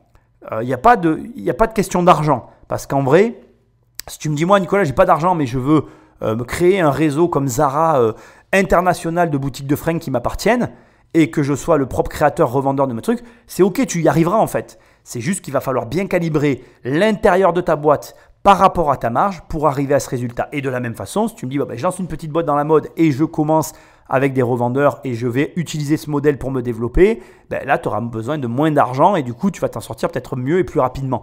Après, j'aime bien amener cette précision-là. Les boîtes deviennent ce sur quoi elles sont bâties au départ. C'est assez complexe à comprendre, mais c'est pourtant une réalité qui est assez parfois triste pour les entrepreneurs. C'est-à-dire que si tu crées une boutique en bas de chez toi, comme tu vas devoir la gérer, tu auras du mal à étendre ta boutique. Et à l'inverse, si tu veux créer un réseau, il faut que dès le départ, tu calibres ta boîte comme un réseau. Et donc, c'est dur parce que ça te demanderait une émission à part entière. Il te faut vraiment arriver à évaluer tout ça quand tu crées ton entreprise et à choisir le schéma qui te correspond le plus, mais aussi que tu vas être le mieux à même de gérer. Et donc, du coup, ça implique qu'il faut que tu te connaisses relativement bien pour arriver à choisir la bonne option. Bon, on est parti dans un truc de ouf. J'en reviens à La Vie est Belt. La Vie est Belt, il a choisi donc un réseau de distributeurs avec une vente en ligne directe. Il a opté pour un schéma relativement simple. Il a fait des ventes, il a très bien fait. Je pense qu'il s'est lancé dans un domaine qu'il ne connaissait pas forcément. Je ne connais pas l'histoire de ce garçon, mais en tout cas, il a opté pour le plus simple. Et de toi à moi, quand tu ne sais pas, c'est la meilleure façon d'agir au début. Garde ça en tête de tout ce que je viens de te dire. Quand tu ne sais pas, parce qu'il y a beaucoup de choses à savoir et c'est vrai que c'est l'expérience qui va te permettre de faire ces choix-là. Mais au début, quand on ne sait pas, on fait le plus simple et ce qu'on comprend le mieux. C'est très important. Pense à ça et tu ne te planteras pas. Vous avez quand même choisi un nom qui est très proche de la ceinture, hein, donc c'est votre produit phare, j'imagine. La Vie est Belt, c'est là d'où on vient. On fait des ceintures, certes, qui veulent rendre la vie plus belle. Maintenant, ça n'empêche qu'on peut dériver, faire grandir l'offre. Maintenant, on commence à travailler sur d'autres matières. Le textile, ça en est. Il y a plus de 250 000 tonnes de textile qui est jeté chaque année en France. Et donc là, on travaille sur un caleçon en tissu recyclé. Est-ce que vous allez aussi chercher les pneus de voiture? Parce que j'imagine qu'il y a encore plus de quantité de pneus de voiture que de pneus de vélo. Le pneu de voiture est plus compliqué à travailler. Ah ouais. Mais en effet, c'est un gisement qui est beaucoup plus gros, donc j'aimerais bien qu'on soit capable de le faire. Et on est justement en train d'étudier cette matière pour commencer à absorber sur la ceinture ou potentiellement d'autres produits aussi. Mais j'espère d'ici 3 mois pouvoir vous dire, ok, voici ce qu'on fait avec le pneu de voiture. Et quand vous vendez vos produits, en fait, c'est beaucoup plus que ça que vous vendez. Vous vendez un style de vie, vous vendez des valeurs qui sont respecter l'environnement, avoir une vraie solidarité sociale. C'est une envie de changer le monde à son échelle, en tout cas, de penser autrement, de remettre du bon sens dans notre consommation. Donc en effet, c'est l'envie. Si je suis là, c'est pas tant pour le financier, vous l'aurez compris, c'est aussi pour le lien, le conseil et puis faire grandir l'aventure ensemble. Le mec sait de quoi il parle. J'aime beaucoup la façon dont il dit non. Je veux que tu le soulignes parce que c'est vraiment très intéressant. C'est les noms qui plaisent. Parce qu'il y a plusieurs façons de dire non. Et ce nom-là est un nom très agréable. Il dit non, aujourd'hui je ne peux pas travailler les pneus de voiture. C'est beaucoup trop compliqué à retraiter. Mais nous travaillons dessus et nous espérons être en mesure de vous donner une réponse. Et j'espère que dans 3 mois, c'est exactement ça ces termes, j'espère que dans 3 mois, il donne une temporalité, nous serons en mesure de vous proposer quelque chose avec les pneus. Ça montre un élément fondamental quand tu fais un pitch. Si tu es capable de faire ça, ça montre ta maîtrise du sujet. Là, avec juste cette question qui a été posée innocemment et qui était légitime, le mec qui a posé la question, c'est le fondateur de Blablacar, ça le touche directement. Il est très au courant que les pneus de bagnole sont jetés, non recyclés et que c'est un enfer pour l'environnement. Il pose une question qui le touche directement et il sait que s'il a une réponse, là, le mec, il donne le financement. C'est bon, c'est téléphoné, mais c'est comme ça. Bref, je me concentre sur la réponse. Excuse-moi, ça m'arrive, je m'égare un peu, je suis comme ça. La réponse qu'il formule à ça, elle est magistrale parce que c'est pas non, je ne sais pas. C'est je connais le problème et je l'étudie et je travaille dessus. Et comme il le dit, moi je veux changer le monde à mon échelle. Il a fait exactement, là on est vraiment dans le cadre total du discours de Stanford de Steve Jobs. C'est-à-dire que ce mec-là avait un problème. Alors je ne connais pas encore une fois l'histoire de ce gars-là. Je pense que c'est un mec qui a fait ce qu'on appelle relier les points. C'est-à-dire que je ne serais pas étonné que dans sa vie, d'une façon ou d'une autre, il ait un lien avec des handicapés. Je ne serais pas étonné que il a vu une déchetterie à ciel ouvert de pneus et il s'est dit « What the fuck, il faut que ça s'arrête ».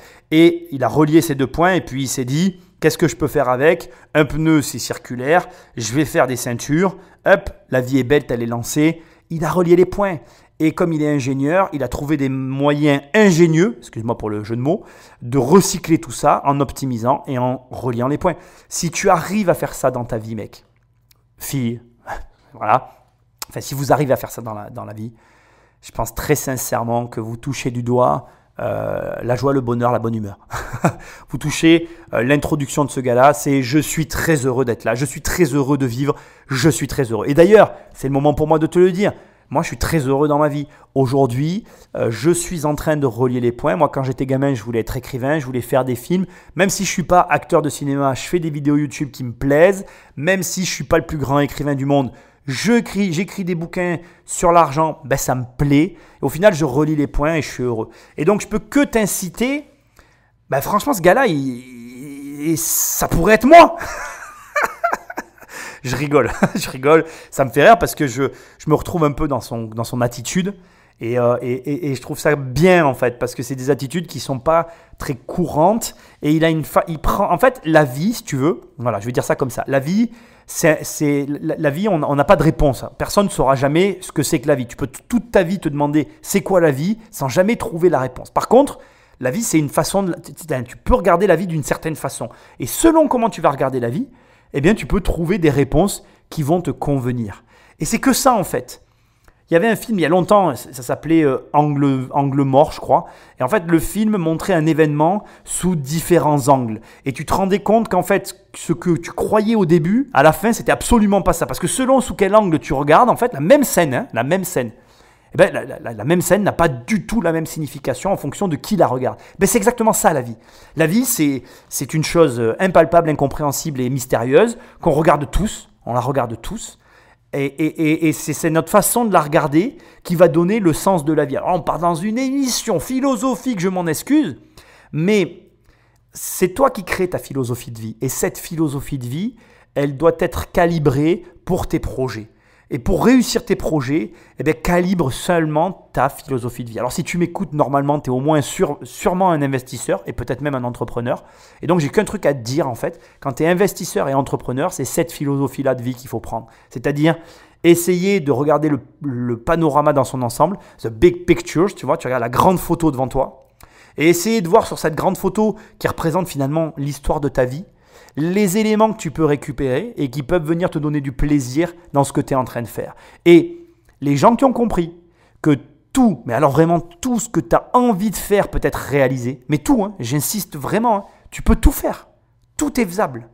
Tu peux tout faire. Regarde ce gars-là. Si tu prends, là ça va être compliqué, mais essaye de te sortir de la tête tout ce que tu viens d'entendre et imagine, je te dis, voilà, mec, moi, fille, moi j'ai un rêve et ce rêve c'est... je voudrais faire travailler des handicapés, je voudrais aider la planète, sauver le monde à mon échelle et contribuer à permettre à ce que les déchets soient moins recyclés. Si tu prends cette phrase de façon isolée à ce que je viens de dire, ça paraît impossible. Et pourtant, Hubert, ce mec-là, il vient de le faire. Donc, quand on te dit « un mec ne peut pas changer le monde », c'est faux. Quand on te dit « tu ne peux pas tout avoir dans ta vie », c'est faux. Quand on te dit « oui, c'est pas aussi facile », c'est faux. En vérité, tout est faux. Tout ce que tout le monde te dit est faux. La vérité, c'est que tu peux tout faire. Il faut juste trouver l'angle qui va te permettre de le réaliser. Alors, bien évidemment, je ne te connais pas, je ne suis pas à côté de toi, je ne peux pas te dire « fais ci, comme ça, nanana », mais il y a une chose que tu as et que je peux te transmettre, tu as le choix de la façon dont tu perçois les choses qui t'arrivent. Rien n'est grave, sauf si tu es malade ou mort. Si tu comprends ça, tu as tout compris en fait. Bon, je ne vais pas tergiverser sur la philosophie de vie, je vais revenir à Hubert et à la vie est belle. Parce que là, on s'égare et à la fin, l'émission n'a plus de queue ni de tête.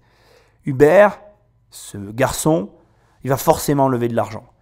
Il a tout compris, c'est simple, c'est simplement dit, c'est clair, basique. Il va droit au but, il a une intelligence sociale de fou, il a tout compris. Tu peux pas ne pas donner d'argent à un mec comme ça. Et je m'attends à ce que tout le monde veuille participer. Ça n'aura d'ailleurs pas de sens, parce qu'à un moment donné, de même, je pense que certains diront, bon, puisque vous avez de l'argent, moi je vous en donne pas, bravo, si vous n'en avez pas donné, je vous en aurais donné, tu vois le truc. Il y a des gens qui ont la chance de trouver ça très tôt. Et c'est super en fait. Et j'ai un message à te donner. Un message qui va conclure cette partie-là, conclure cette partie d'intervention de ma part, avant de prendre la suite et de voir un peu ce que vont dire les investisseurs, s'ils parlent maintenant, ou de voir ce que va dire Hubert. Bref, tu m'as compris. J'ai un message à te dire. Ne baisse pas les bras.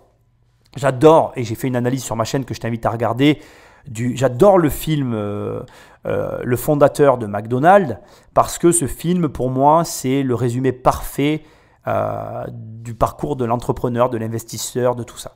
Mais ce que j'aime par-dessus tout dans l'histoire de Ray Kroc, c'est que Ray Kroc, il découvre McDo à 50 et quelques années. Et il y a des gens qui voient leur vie passer et qui ont l'impression qu'ils ont tout raté et qu'ils n'y arriveront pas, et qui finissent par baisser les bras, et qui finissent par être aigris. Moi, j'aimerais te dire, ne tombe pas là-dedans, ne baisse pas les bras. Peu importe l'âge que tu as, si tu es jeune, ne sois pas trop pressé. La dernière fois, je suis tombé sur un jeune youtubeur immobilier qui se mettait en avant. C'était très bien en fait, mais il avait acheté 2 apparts. Je ne veux pas le juger en parlant comme ça. Mais je trouvais que son discours, l'image qu'il essayait de se donner, elle n'allait pas. Il avait 20 et quelques années, peut-être 24 ans, je crois qu'il a 24 ans ou 22 ans, je ne sais pas. Et il voulait faire genre, il avait tout vu, tout vécu, il avait 2 apparts. C'est super, il y a plein de gens qui n'ont pas 2 apparts et qui n'en sont pas là où il en est. Mais si tu es jeune, ne cherche pas à brûler les étapes, vis ta vie, vis des expériences. Ne te lance pas sur YouTube comme tous ces abrutis qui veulent faire genre, je sais tout, je vais tout apprendre. Moi personnellement, je suis désolé, faut pas mal le prendre, mais je payerai jamais un mec de 22 ans qui a 2 apparts pour qu'il m'apprenne l'immobilier. Parce que Tata Michel et Tonton Georges, ils ont acheté leur maison et un appartement à la montagne et eux aussi, ils ont acheté 2 apparts. Donc, qu'est-ce qui fait comme différence le jeune de 22 ans et Tata et Tonton? Rien.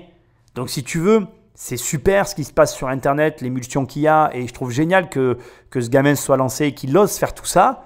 Mais moi, à sa place, aujourd'hui, je me filmerai par rapport aux expériences que je fais ou alors j'explorerai des voies inexplorées sur le web en immobilier. Et il y en a. Et il y en a. Donc, ce n'est pas la question. Je ne suis pas là pour parler de ça. Là où je veux en venir, c'est que si tu es jeune, ne prétends pas ce que tu n'es pas. Et si tu es vieux, ce n'est pas trop tard. Mais entreprends. Dans les 2 cas, entreprends.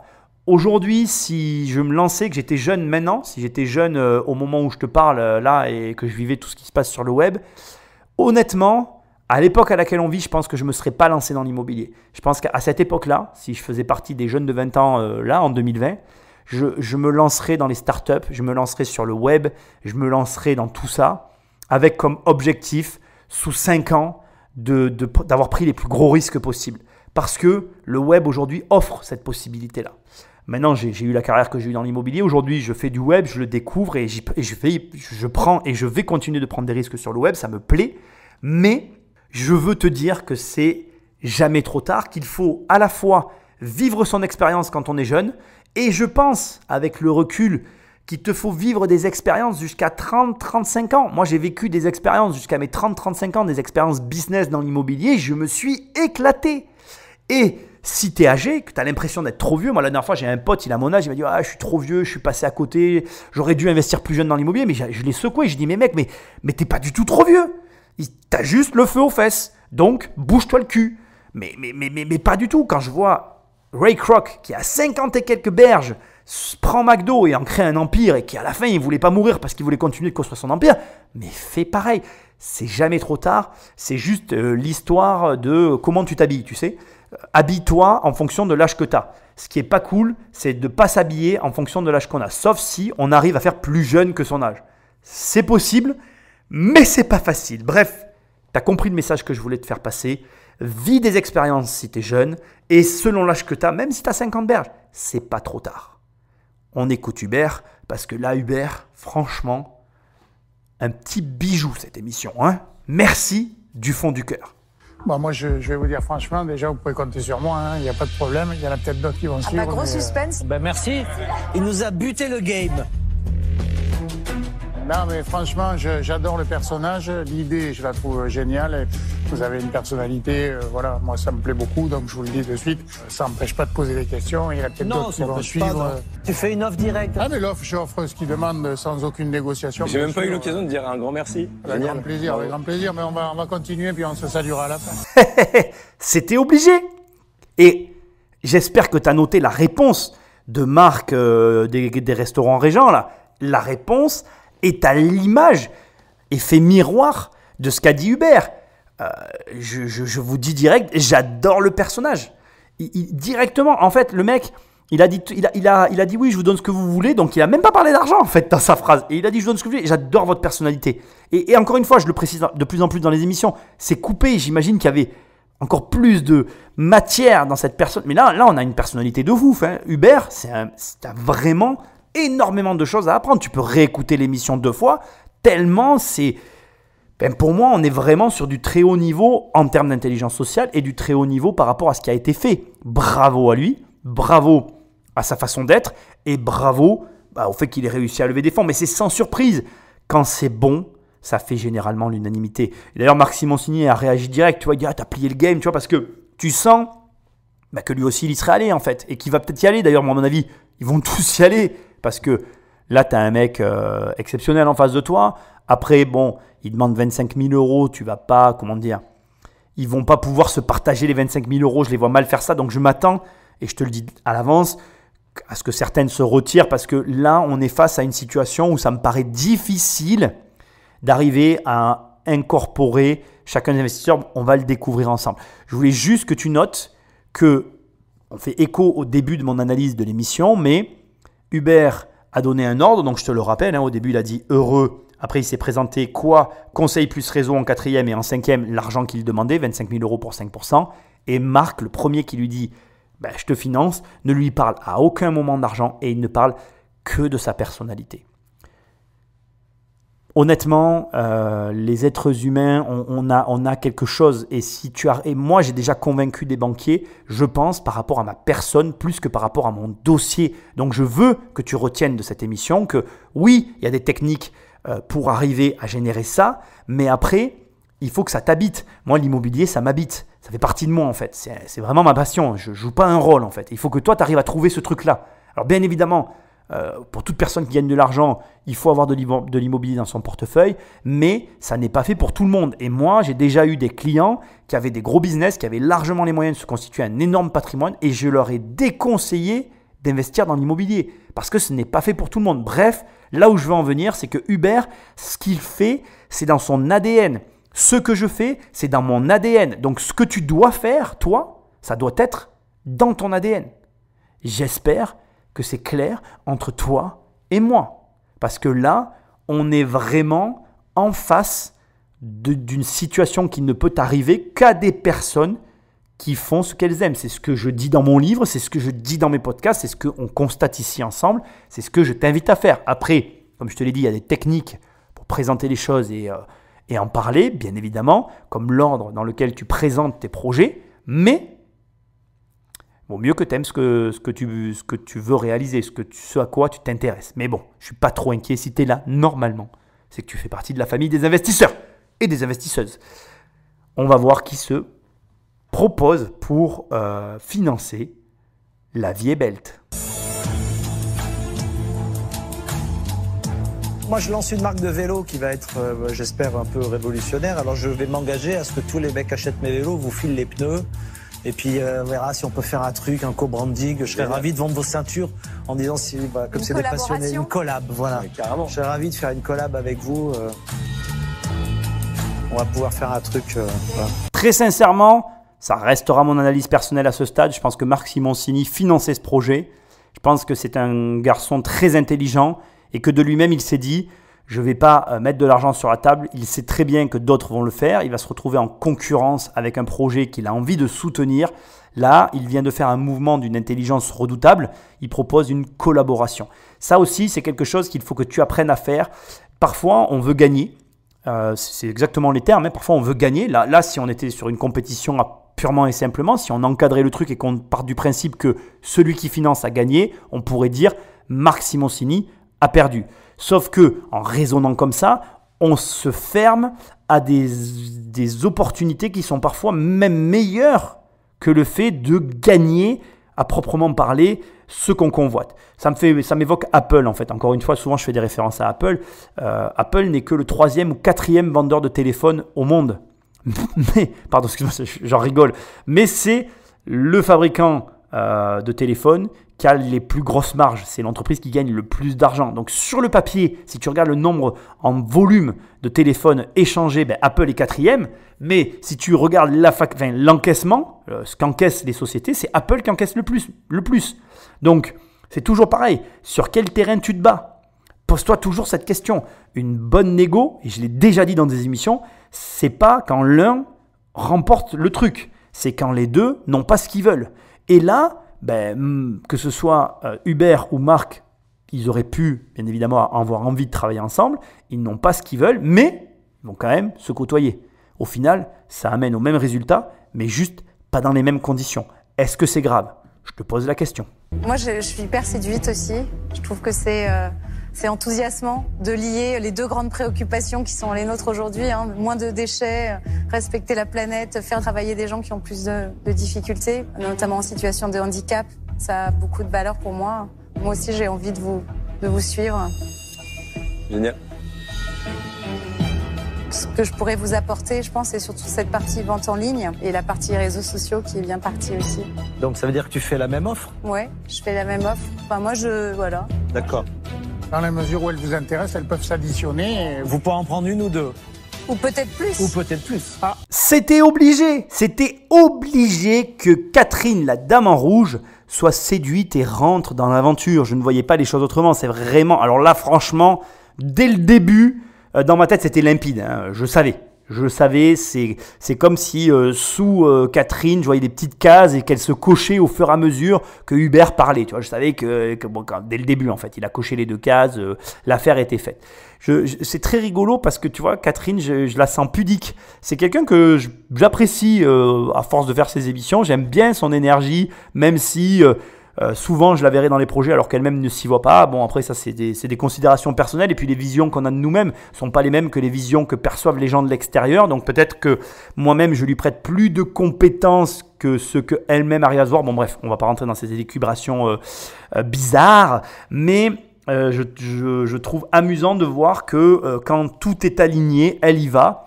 Je vais en profiter pour, là encore, te souligner un élément intéressant. Je ne fonctionne pas comme ça. Je n'attends pas à ce que tous les feux soient ouverts pour m'engager dans une voie. Je suis quelqu'un qui ne va pas hésiter à s'engager dans une voie, même s'il n'y a qu'un seul feu sur 5 qui est éclairé. C'est une question de choix, là encore. C'est à toi de choisir ce genre de choses. Alors, bien évidemment, après, il va falloir apprivoiser, il va falloir s'accommoder de la peur au ventre qu'on a dans ce genre de situation. Mais je peux le témoigner aujourd'hui et t'en faire part. Pour le pratiquer, on arrive assez bien à vivre avec une peur au ventre, on arrive à l'amadouer et à s'en accommoder, même si je reconnais que parfois c'est assez inconfortable. Moi, je trouve que c'est comme ça que j'arrive en tout cas à réaliser des choses un petit peu hors de ma portée. Parce que au départ, lorsque je m'engage sur ces voies-là, je ne suis pas à la hauteur de ce que je vise. Alors parfois ça plante, mais parfois ça marche. Et quand ça marche, on est vraiment content. Là, ce qui est intéressant, c'est qu'il propose de cumuler les offres, que je trouve être une très bonne initiative. On va voir si Frédéric se joint à l'aventure puisqu'il ne reste plus que 2 investisseurs. Alors soit il va avoir plus d'argent que prévu, soit il va en choisir un ou une, soit il va, je sais pas, il va forcément en choisir une. Allez, on écoute les derniers. Votre projet, il a tout. Il y a le côté surcyclage, c'est fabuleux et c'est extrêmement pertinent. En plus, vous avez réussi à structurer l'activité puisque ça a déjà démarré, ça marche déjà. C'est rentable. Donc voilà, donc j'ai envie de vous suivre également. Donc vous avez une 14e offre. Non, bah alors on en est à 3. Moi, j'ai pas compris si Marc, tu faisais une collab ou si tu mettais des sous. Faut y aller, j'ai envie de dire. Allez, Attendez, ce qu'on va faire Delphine, et moi je vais garder comme un suspense, parce que peut-être vous allez faire un carton plein. Alors, moi je vais pas investir parce que je pense que vous avez suffisamment de monde, mais je suis dans le transport, donc on a quelques pneus de camion. Si vous avez besoin de matière, en tout cas, je vous l'apporterai parce que je trouve que ce que vous faites est formidable. Merci beaucoup. Je vais garder mon idée de collab. Donc vous vous retrouvez avec 3 offres parce que comme vous allez avoir plus d'argent, peut-être que si vous avez besoin, on va pas se battre entre nous. Je résume en une seconde. Vous avez plu à tout le monde. Vous avez eu 3 propositions de 25 000 € chacune pour 5% du capital de la part de Marc, Frédéric et moi-même. Un partenariat avec Marc Simoncini. Et c'est à vous de nous dire ce que vous souhaitez faire. Est-ce que je peux y réfléchir? Bien sûr. Ouais, ok. Allez-y. J'arrive dans peu de temps. Ok. Merci beaucoup. Merci. Logique, téléphoner, je te l'avais dit. Après, voilà, je ne vais pas refaire toute l'émission. On est assez avancé. Là, ce qui vient de se passer, donc, c'est soit il peut prendre effectivement, il cède 15% de sa boîte pour globalement 75 000 €, donc 3 fois plus que ce qu'il avait demandé. Soit il choisit une seule des 3 personnes, soit 2. Il va faire sa petite popote, il va réfléchir, il a raison. Je voudrais juste revenir sur un petit point qui a mal été dit à mon sens. C'est qu'il y a Catherine a dit qu'il y avait une collab avec Marc Simoncini, c'est pas vrai. Delphine aussi a proposé de collaborer parce qu'elle aussi aurait financé. Comme l'a dit Marc, effectivement, ils vont pas se battre entre eux, c'est ridicule. Je veux juste te dire que là, on est dans un projet qui est dans l'air du temps, qui fait l'unanimité, qui ne peut pas ne pas plaire. Et du coup, on se retrouve dans des situations comme celle-là. J'ai hâte de voir si on va pouvoir apprécier la réflexion du garçon de Hubert ou pas, ou est-ce que je vais pouvoir faire des déductions de tout ça. Je voudrais juste te dire une chose, c'est que parfois, c'est vraiment facile comme ça de lever des fonds. Parfois, c'est vraiment beaucoup plus compliqué. Dans les 2 cas, il ne faut pas croire que ça s'arrête à ce qu'on vient de voir. Toutes les émissions que je fais analysent un moment donné de vie d'entrepreneur.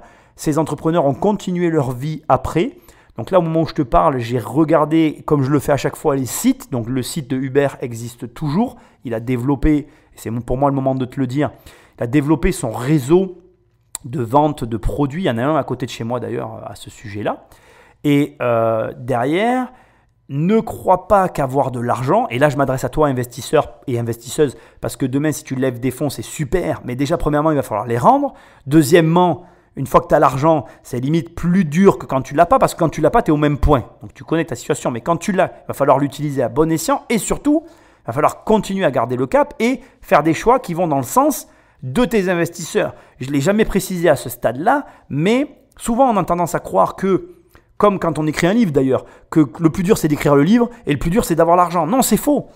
C'est le problème d'ailleurs de toutes ces émissions et de tout ce qu'on voit partout. C'est qu'on te montre des moments en fait, on te montre un passage, mais ne te trompe pas.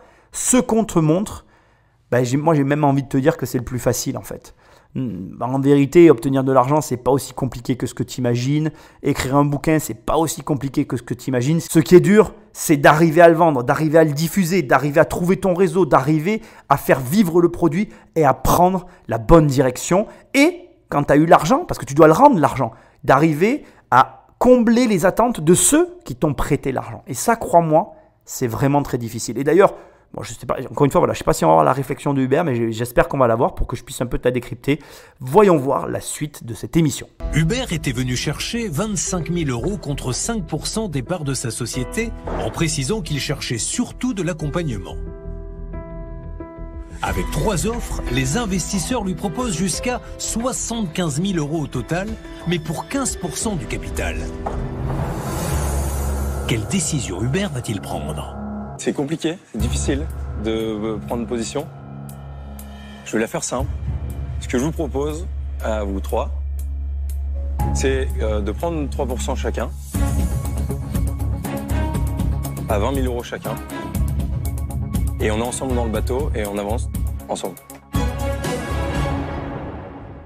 Oui, pour moi, c'est OK. Il n'y a pas de problème. Bah, le principe, c'est d'être dedans avec vous, dans l'aventure. C'est de vivre cette Génial. aventure, Cool. d'être acteur du changement positif à vos côtés, quoi. C'est un peu l'idée.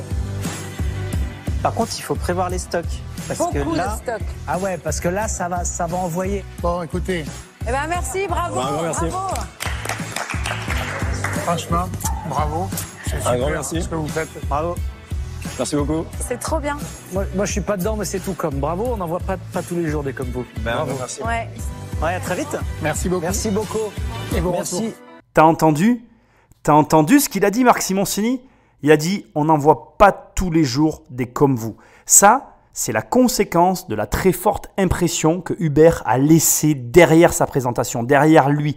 C'est quelque chose que je peux te décrypter, que j'ai essayé de te retransmettre dans cette émission, mais que tu ne pourras apprendre qu'en pratiquant.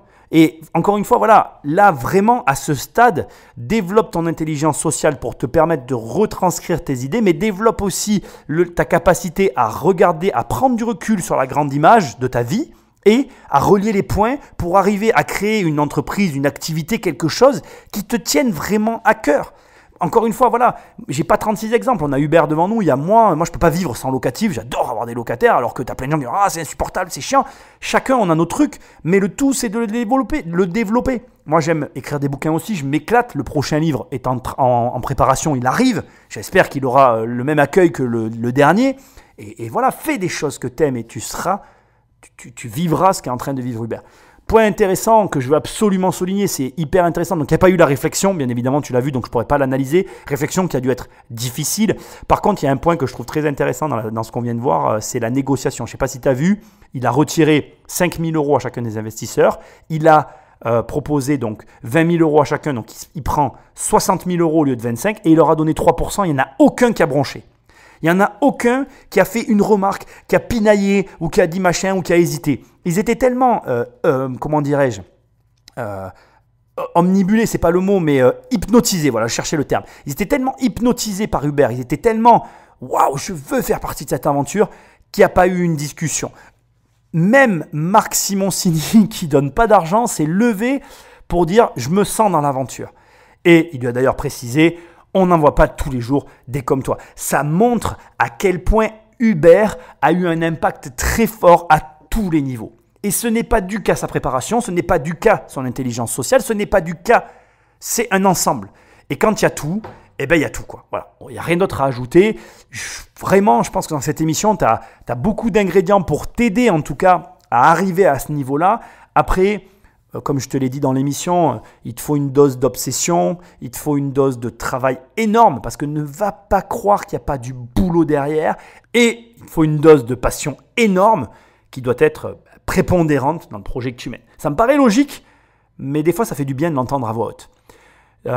L'émission ne se terminera pas de suite, ça va être une longue émission parce qu'il y avait une présentation que j'ai mis à la fin. Donc ça m'intéresse moi-même de la voir parce que je pense qu'on va mieux pouvoir cerner la personnalité et ce qui a fait que Hubert est devenu ce qu'il est devenu. En tout cas, peut-être que je me trompe, mais peut-être pas. En tout cas, on va découvrir après coup l'envers du décor. Et puis, somme toute, il reste un petit bout d'émission qu'on va aussi écouter maintenant. Vous avez vu ce qu'il y a dans la petite pochette? Oui, c'est très un sympa. petit truc qui dit « Bravo, te voilà acteur du changement positif ». Ouais, J'aime non, bien c'est ça. vraiment... T'as l'impression que finalement, en achetant, tu véhicules tes valeurs, tu affirmes des valeurs. Et ce sont de belles valeurs. C'est énorme, énorme. Alors comment tu te sens? Je m'en rends pas encore vraiment compte, mais c'était géant. Carton plein. Ouais, c'est dingue. Bon, bah, du coup, là, tu as conscience que tu passes dans autre chose quand même. C'était l'envie de venir ici, c'était vraiment passer une étape. Et je pense que c'est ce qui est en train de se passer, donc on y va à fond. Avec qui tu as envie de partager ça là tout de suite? C'est cette bonne nouvelle, Ouais. avec la famille, avec les potes, avec ma copine, avec tout ça, ouais, carrément. Tu vas te rappeler de cette date, hein? Ouais. Allez. Deux choses qu'on vient d'entendre et qui sont hyper importantes. La première sur l'ouverture donc du produit acheté, ou même jusque dans le détail, il a pensé à glisser une carte, comme elle dit Catherine, en précisant vous êtes acteur du changement, te donnant le sentiment que finalement, même en achetant, tu te rallies à une cause. Et c'est vrai que ça donne une autre dimension à un produit.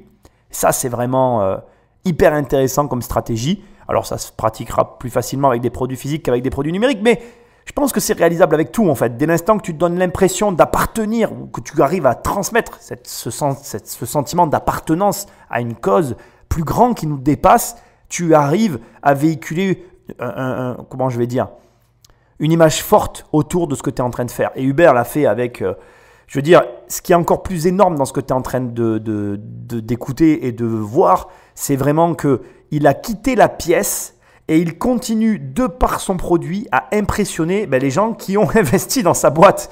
Donc ça prouve que vraiment, jusque dans le moindre détail, il a pensé à tout. Et le deuxième point que je veux souligner, donc dans la seconde partie, quand il sort et qu'il parle avec le présentateur, ce qui est hyper intéressant là encore, c'est de voir qu'il n'y a pas vraiment de notion d'argent. Je veux dire, dans toute cette émission, je t'aurais donc fait tout un laïus sur l'état d'esprit, etc. Mais ce qui est hyper intéressant, c'est que sans dire que l'argent n'intéresse pas Hubert, on ne peut pas aller jusque-là. Je pense que c'est quelqu'un de très intelligent et qui a tout à fait conscience qu'il a besoin de financement pour atteindre ses objectifs. Sans dire que l'argent ne l'intéresse pas, on sent que ça va au-delà de ça. Parce que spontanément, il parle de l'expérience, il parle de le partager avec ses proches. Il n'est pas là à dire « Ah, j'ai récolté de la thune, c'est génial, c'est ouf, nana ». Il n'est pas focalisé du tout là-dessus. J'ai même envie de dire, il n'en parle pas du tout. Alors, ça peut être perçu comme une stratégie, c'est vrai, je peux l'entendre. Surtout que là, je suis en train d'en faire une analyse. Donc, tu peux très bien commencer à te dire « Attends, ça fait vraiment calculer ». Mais ce n'est pas le cas, je pense. Il y a des choses que tu ne peux pas feindre. Il y a des choses que tu ne peux pas... comment dirais-je, caché. Et vraiment, de ce qu'il dégage, à la façon dont il est habillé, à ses comportements, de tout ce qu'il y a, je reste convaincu qu'on est vraiment sur de l'intelligence sociale telle que je l'ai analysée dans cette émission. Encore une fois, voilà, je ne vais pas insister, mais c'est ça que tu cherches. Toi qui m'écoutes, toi qui es là, peut-être en train de réfléchir à ta vie, en train de réfléchir à comment faire pour gagner plus d'argent, au lieu de te focaliser sur comment je vais gagner plus d'argent, focalise-toi sur qu'est-ce que j'ai en moi qui me demande ou qui va accaparer toute mon attention de sorte que plus rien ne compte en fait. L'argent peut être la motivation de base et entre nous, je vais le partager avec toi, mais moi au début, je suis allé dans l'immobilier en me disant que j'allais gagner beaucoup d'argent. Et j'ai eu gravement de la chance de gagner très peu d'argent au début en fait. Tu ne peux pas t'imaginer la chance que j'ai eue d'avoir comme premier revenu locatif 620 € par mois. Je l'ai encore en tête, en microfoncier, j'ai vraiment mes débuts en tête. Quand tu gagnes 620 € par mois et que tu dois vivre avec, je peux t'assurer que tu es sous le seuil de pauvreté et que ça te fait réfléchir. Et si comment je vais dire ça, si par le plus grand des hasards, comme ça m'est arrivé à moi, tu arrives dans un domaine motivé par l'argent, que ce domaine te prouve, moi c'est ce qui s'est passé si tu veux, j'ai fait une transaction, j'ai gagné beaucoup d'argent, je l'explique dans mon livre, et j'ai compris que je pouvais gagner beaucoup d'argent dans l'immobilier. Mais j'ai compris aussi que ça serait long et que ça allait demander du travail et de la patience. Mais j'ai aimé tout le processus et je me suis dit, c'est bon, l'argent était ma première motivation, mais finalement, ce n'est pas ça que j'ai préféré. Ça a été autre chose. Et c'est ça que tu cherches. Ce que Hubert a trouvé. Hubert a trouvé quelque chose qui le dépasse. Hubert se bat pour une cause. Hubert se bat pour quelque chose qui est plus fort que lui, plus grand que lui, qui n'a aucun lien, enfin qui a des besoins d'argent, mais qui, avec ou sans argent, continuera d'exister au travers de ce qu'il a bâti. Et ça, c'est ce à quoi tu devrais t'employer à travailler, ou en tout cas, c'est les recherches que tu devrais faire pour arriver à mettre dans ta vie quelque chose qui vaille la peine. C'est ça qu'on cherche en fait. Faire une chose qui vaut la peine. Après, monter des projets immobiliers, gagner de l'argent, je t'assure, ça paraît drôle à dire, mais si tu ne cherches que de l'argent, tu peux toujours trouver des gens qui vont le faire pour toi. Tu peux toujours réussir à gagner de l'argent. L'argent, on en gagnera toujours. Tout le monde gagnera toujours de l'argent. Et encore une fois, comme je dis tout le temps, c'est ce que tu en fais qui fera que tu auras de l'argent à l'arrivée ou pas.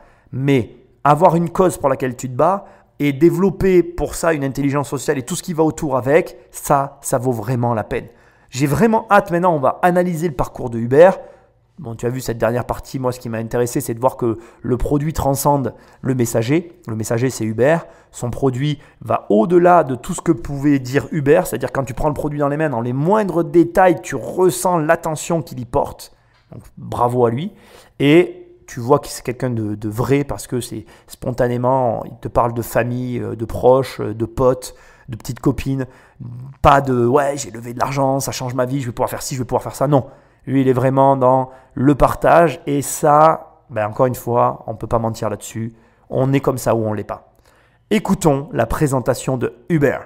Je m'appelle Hubert, j'ai 26 ans, je suis originaire de Lille et j'ai monté un projet qui se veut écologique et solidaire. Le déclic de cette aventure, ça a été ma fin d'études en Colombie. Dans les quartiers défavorisés de Bogota, j'étais marqué par la quantité de déchets, les tas de déchets qui sont tassés, et puis la galère des gens qui vivaient dans ces quartiers-là. Et finalement, je me suis rendu compte qu'il n'y avait pas besoin de partir jusqu'en Colombie pour trouver des déchets. Il y en a énormément dans nos régions, on ne sait pas trop quoi en faire. Par exemple, il y a plus de 10 millions de pneus de vélo usés qui sont brûlés tous les ans. Moi-même, je roule pas mal à vélo. Chaque année, j'en use des pneus. Donc j'ai décidé de recycler des déchets, en commençant par les pneus de vélo usés. Alors rappelle-toi, dans l'émission, je t'ai parlé du discours de Steve Jobs de Stanford. Là, on a vraiment les points dont je te parlais. Et je suis obligé de m'arrêter pour te faire une petite analyse. Je trouve ça vraiment génial en fait. Cette émission mériterait d'être écoutée par un très grand nombre parce qu'elle te donne, mais vraiment, voilà, arrête le développement personnel, écoute mes émissions, quoi, je veux dire. Tu as des mecs qui te font toutes des grandes théories en dev perso qui, pour certaines, honnêtement, sont parfois bancales. Là, tu as vraiment l'exemple à suivre. Et c'est même pas moi en fait, c'est Hubert. Hubert, son parcours, il est mythique. Il fait ses études. C'est quelqu'un, on le comprend, qui est sensible, il le dit lui-même dès le départ. Et je suis sensible à l'écologie, je roule à vélo, c'est sa fibre. Donc déjà, première chose, ne renie pas tes origines. Ne renie pas ce à quoi tu aspires. Trop souvent, et on est tous pareils, je m'inclus dans le lot avec toi, nos parents ont tenté de nous façonner à leur image ou à ce qui leur semblait, de leur point de vue à eux, une voie sécuritaire pour nous. Les parents, si t'es parent, moi je suis parent, on souhaite pour nos enfants la sécurité, mais la vérité, c'est que la sécurité que tu perçois dépend de la vie que tu as. Et par exemple, je te le dis et je te le donne en mille, ma fille, je lui dirai jamais d'être salariée. Pour moi, par rapport à l'analyse que je porte du salariat vis-à-vis de tout mon entourage actuellement, au moment où je tourne cette émission, je te laisse, je t'enlève le suspense direct, quoi. Pour moi, le salariat, c'est le plus gros risque de toute ta vie, quoi. Si tu es salarié, mon pote, tu prends un risque de fou, quoi. Parce qu'en réalité, tous mes potes salariés, ils ont au moins perdu une fois leur travail dans leur vie. Je les ai vus au moins une fois stressés à mort dans leur vie. Et je les ai vus au moins une fois tous galérer dans leur vie pour changer de boulot. Ou en tout cas, pas forcément galérer, mais avoir des gros doutes sur le fait de retrouver leur travail.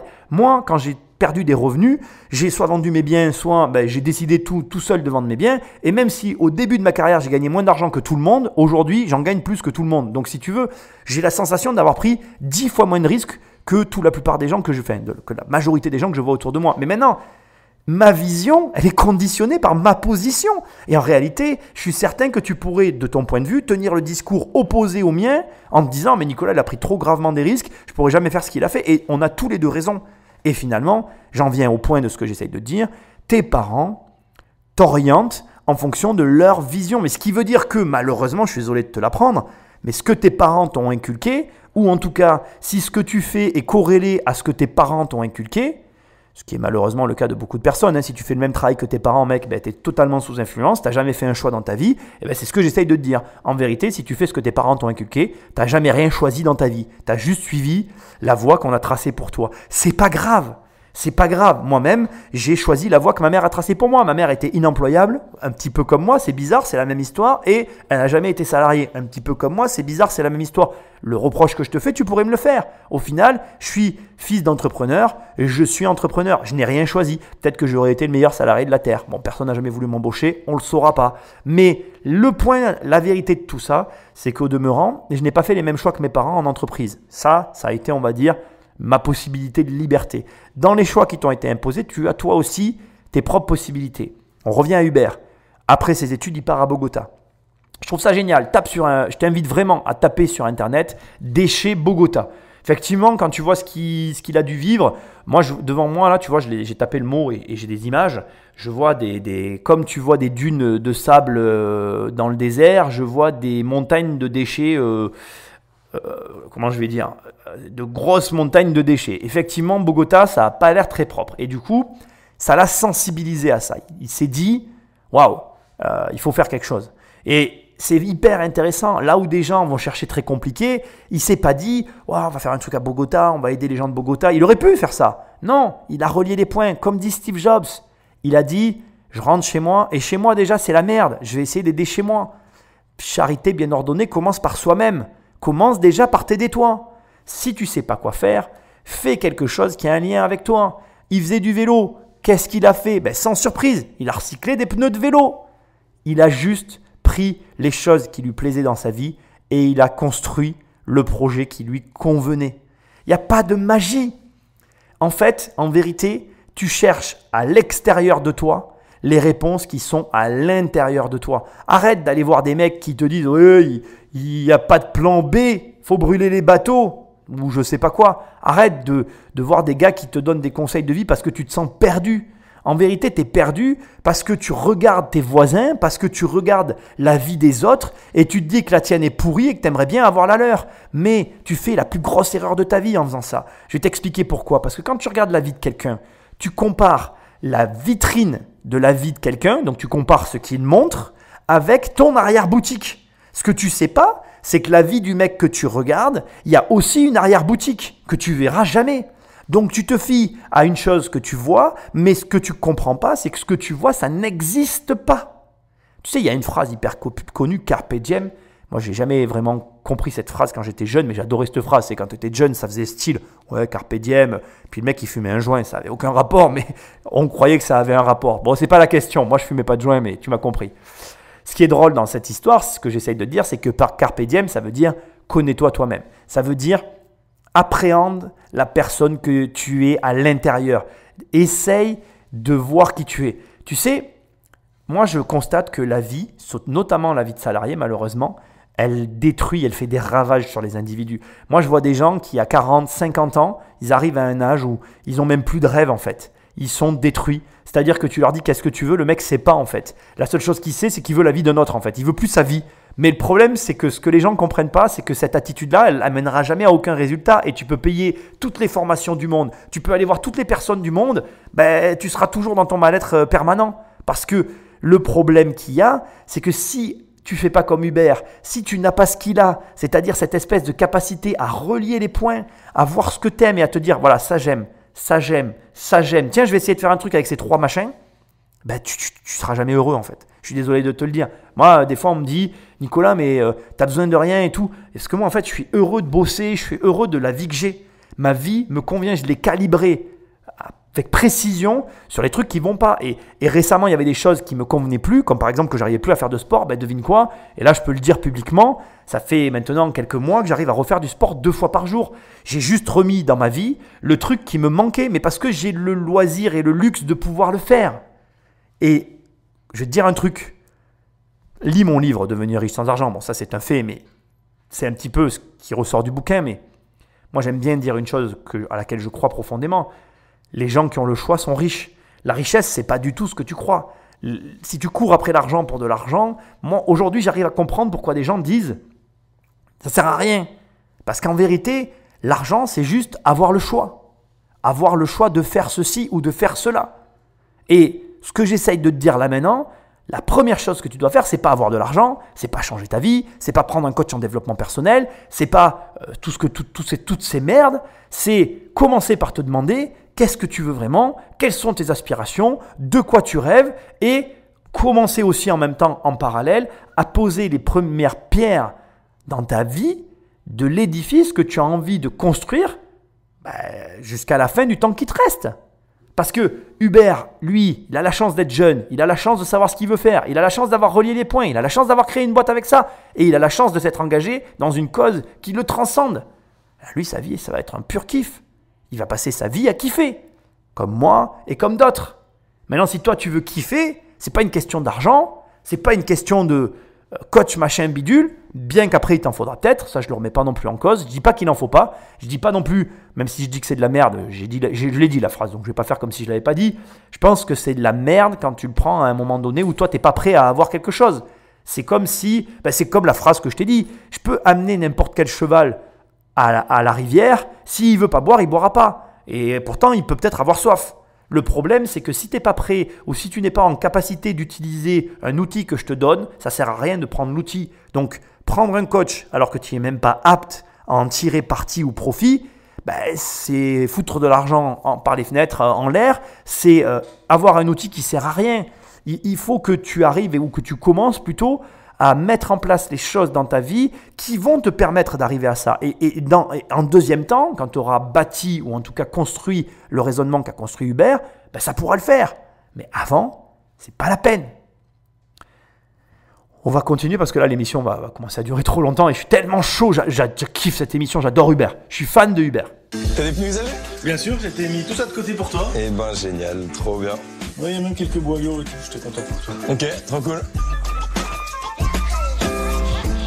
On en fait des produits utiles du quotidien. J'arrive avec tout ça de l'atelier. Ici, on est à Tourcoing et on est dans un atelier solidaire qui emploie des personnes en situation de handicap. C'était important pour moi de nouer un partenariat avec un atelier comme celui-ci parce que j'avais envie d'agir à mon échelle pour plus d'emplois solidaires dans ma région. Et le rendu est vraiment chouette, Christophe. Bravo. Merci. Je rigole parce que t'as vu la réaction qu'il a quand le mec lui donne des pneus pourris à jeter. J'ai mis tout ça de côté pour toi. Eh ben génial, trop bien.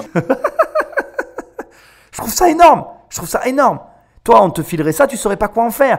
Tu imagines la différence de perspective pour une personne qui sait... En fait, le savoir, c'est le pouvoir.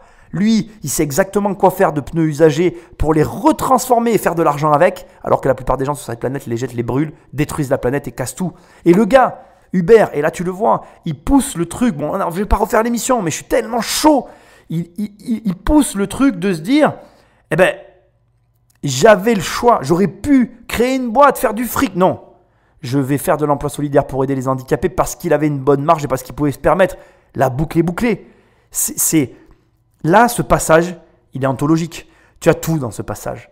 Le mec voit une chose que personne ne voit. Si ça, déjà, ça t'arrive, moi, c'est ce qui m'arrive tout le temps en immobilier. Il faut que tu comprennes que mon atout, et ce que je t'apprends dans mes programmes, c'est ça. Moi, je t'apprends dans mes programmes à voir ce que personne ne voit. Donc, comment je gagne de l'argent en immobilier? Il n'y a pas de mystère. Alors, bon, c'est vrai que ça fait 17 ans maintenant que je fais ce travail. C'est sûr que ça aide. On va pas faire comme si ça ne jouait pas dans la balance. Mais j'ai appris, parce que comme je ne voulais pas avoir de réseau ou à travailler, j'ai appris à voir dans les biens immobiliers ce que personne ne voit. Donc, en finalité, j'achète des trucs que personne ne veut. J'en fais des choses que personne a l'idée de faire. Et les gens, quand ils me voient le faire, ils m'avaient dit « Ah ben si j'avais su, je l'aurais fait ». Ça, c'est la phrase que j'entends le plus dans mon travail. Et cette phrase veut dire que je gagne beaucoup d'argent. Pourquoi? Parce que comme lui, je vois un truc où personne ne voit rien. Hubert, putain, t'es un génie, mec. Je suis trop fan de toi. Et j'espère que tous les mecs qui nous écoutent vont devenir fans parce qu'il y a tout dans cette émission. L'attitude, l'altitude, le comportement, il y a tout. Après, effectivement, j'ai conscience que même si je te donne les clés, faut-il encore que tu trouves ta porte pour pouvoir l'ouvrir. Ça, c'est moins évident. Moi, j'aime tout le temps dire que c'est très... En fait, quand j'étais jeune, on me reprochait, on me disait « Ouais, mais toi, t'es bon pour poser des questions, mais t'apportes jamais les solutions. » Mais en fait, c'est la bonne démarche. Te poser la bonne question au départ, même si tu n'as pas la réponse, c'est la bonne démarche. N'écoute pas ce que disent les autres. Et c'est ça que tu dois faire. Moi, je peux t'assurer que là, depuis quelques temps, sur mon mur, j'ai commencé à mettre mes objectifs et tout est écrit, je les vois tous les jours. Là, tu vois, pendant que je te parle, je les regarde et il y a des objectifs qui sont inatteignables, écrits là devant mes yeux. Et je te promets, j'ai la bonne question, mais je n'ai pas du tout la réponse pour l'instant. Mais, en fait, si tous les jours je me pose la question, il y a bien un moment donné où je vais finir par avoir des idées. Et je peux t'assurer que tu seras surpris de voir que ton cerveau a la capacité de répondre à toutes les questions, même celles pour lesquelles au départ tu n'as aucune réponse. Mais lui, il va venir faire le tri des informations et au fur et à mesure que tu vas avancer, si la question reste dans ta tête, tôt ou tard, elle trouvera sa réponse. Donc, focalise-toi sur les bonnes questions. En fait, Hubert, et on arrive à la conclusion de l'émission avec ça, pour moi, Hubert, c'est un mec qui très rapidement s'est posé les bonnes questions. Et du coup, il a fini par trouver les réponses plus rapidement que d'autres parce qu'il y a beaucoup de gens qui ne se posent pas de questions, on ne va pas se mentir, c'est ça la réalité. Et donc lui, comme il a eu les bonnes questions, il a trouvé les bonnes réponses et il a pris de l'avance. Et c'est bravo à lui et c'est super. Et le gars a tout compris. Et moi, je peux que saluer ce genre de comportement. Il y a vraiment tout dans cette émission pour que tu avances. Et voilà, regarde, il récupère des pneus, des trucs que toi, moi et plein d'autres personnes on jette. Lui, il en fait des ceintures, il en fait de l'argent, il en fait une entreprise. Il vient de lever avec ça 75 000 €. Moi, j'ai qu'une chose à dire. Bravo. Il a tourné sa vie dans tous les sens pour savoir si ça avait un sens. L'existence. Je pense qu'on a une époque charnière dans l'humanité, entre guillemets. Je suis persuadé que si on est tous, à notre échelle, acteurs d'un monde meilleur, on pourra changer la donne et avoir un impact positif sur l'avenir. Là je dis rien ne vaut la vie. J'ai strictement rien à ajouter. Je pense que cette petite musique de fin est plus que représentative du personnage que nous avons accompagné durant toute cette émission. Très longue émission, mais beaucoup de passion de mon côté. J'espère que je te l'aurai transmise. J'espère que je t'aurai donné envie de te poser les bonnes questions. J'espère que je t'aurai envie de développer une intelligence sociale. J'espère que je t'aurai aidé sur plein de trucs parce que voilà, c'est vraiment une émission qui pour moi regroupe l'état d'esprit de l'entrepreneur qui réussit. C'est exactement ça en fait. On est vraiment dans l'état d'esprit de l'entrepreneur qui réussit. Là, tu as tous les ingrédients, tu as tout. Si tu... Comment dirais-je ? Parce qu'il ne faut pas non plus que ça devienne une obsession chez toi. Tu vois, il faut pas chercher que ça en fait. Il faut que ça soit naturel en même temps. Moi, je décortique, je te montre. Maintenant, après, il ne faut pas que tu sois là en mode chirurgien, tu sais, qui cherche le truc dans sa vie. Les choses, elles viennent quand elles doivent venir, elles se font comme elles doivent se faire. Il faut rester naturel, il faut prendre son temps. Parfois, on est long sur certains points. On aimerait être tous plus rapides. On aimerait des fois que les choses elles aillent plus vite dans nos vies, c'est vrai. Maintenant, la vitesse n'est pas gage de réussite. Ce qui compte, c'est de durer. Garde aussi ça en tête. C'est pas grave que tu mettes plus de temps à te trouver. C'est pas grave que tu n'arrives pas à savoir exactement ce que tu veux dans ta vie. Tout ça, c'est pas grave en fait. Ce qui est plus grave et ce sur quoi il faut en priorité que tu travailles, c'est, comme il dit à la fin de sa chanson, aimer la vie, aimer même les moments difficiles. Honnêtement, en tout cas en ce qui me concerne, même nos moments difficiles de notre vie, je les ai aimés. Moi, j'ai tout aimé aujourd'hui dans ma vie. Je suis comme tout le monde, je pense, et on est tous à peu près pareils au départ. Après, la façon dont on prend la vie, c'est ça qui fait la différence. Pose-toi les bonnes questions. Pose-toi les bonnes questions. Même si tu n'as pas la réponse, persiste sur les questions qui te tiennent à cœur. Tu verras que tôt ou tard, la réponse apparaîtra devant toi. Franchement, ça m'arrache de te dire ça, mais lis mon livre. Ça sera une parfaite continuité à cette émission et tu verras que tu y retrouveras des similitudes. Je me sens vraiment proche de Hubert. Bravo à lui. Il mérite vraiment. Je suis très content pour lui et pour sa réussite et pour son projet. J'espère que ça va aller vraiment loin. Je suis d'accord avec lui. Je pense qu'il n'y a pas de cause perdue d'avance. On peut tous, à notre niveau, changer le monde. Il suffit juste de le vouloir. Merci. Merci à toi parce que je me suis lancé dans ces podcasts un petit peu au hasard. Ça a marché parce que tu es toujours là à m'écouter, à me laisser des commentaires, des étoiles. Ça prend 5 secondes, mais vous le faites au final et moi, ça me motive. Et je fais des émissions comme ça et je veux que tu saches que je prends autant de plaisir à les faire qu'à avoir vos retours, qu'à échanger sur le sujet avec vous, qu'à en discuter, qu'à les partager. Je m'éclate sur ces trucs-là. Et franchement, je me suis éclaté sur le parcours d'Hubert parce que c'est une personne qui mérite à être connue. Merci d'être là. Merci de me suivre. Et puis, de toute façon, mardi prochain, il y aura une autre émission. Donc, je te dis bonne journée ou bonne soirée. Je ne sais pas quand est-ce que tu m'écoutes.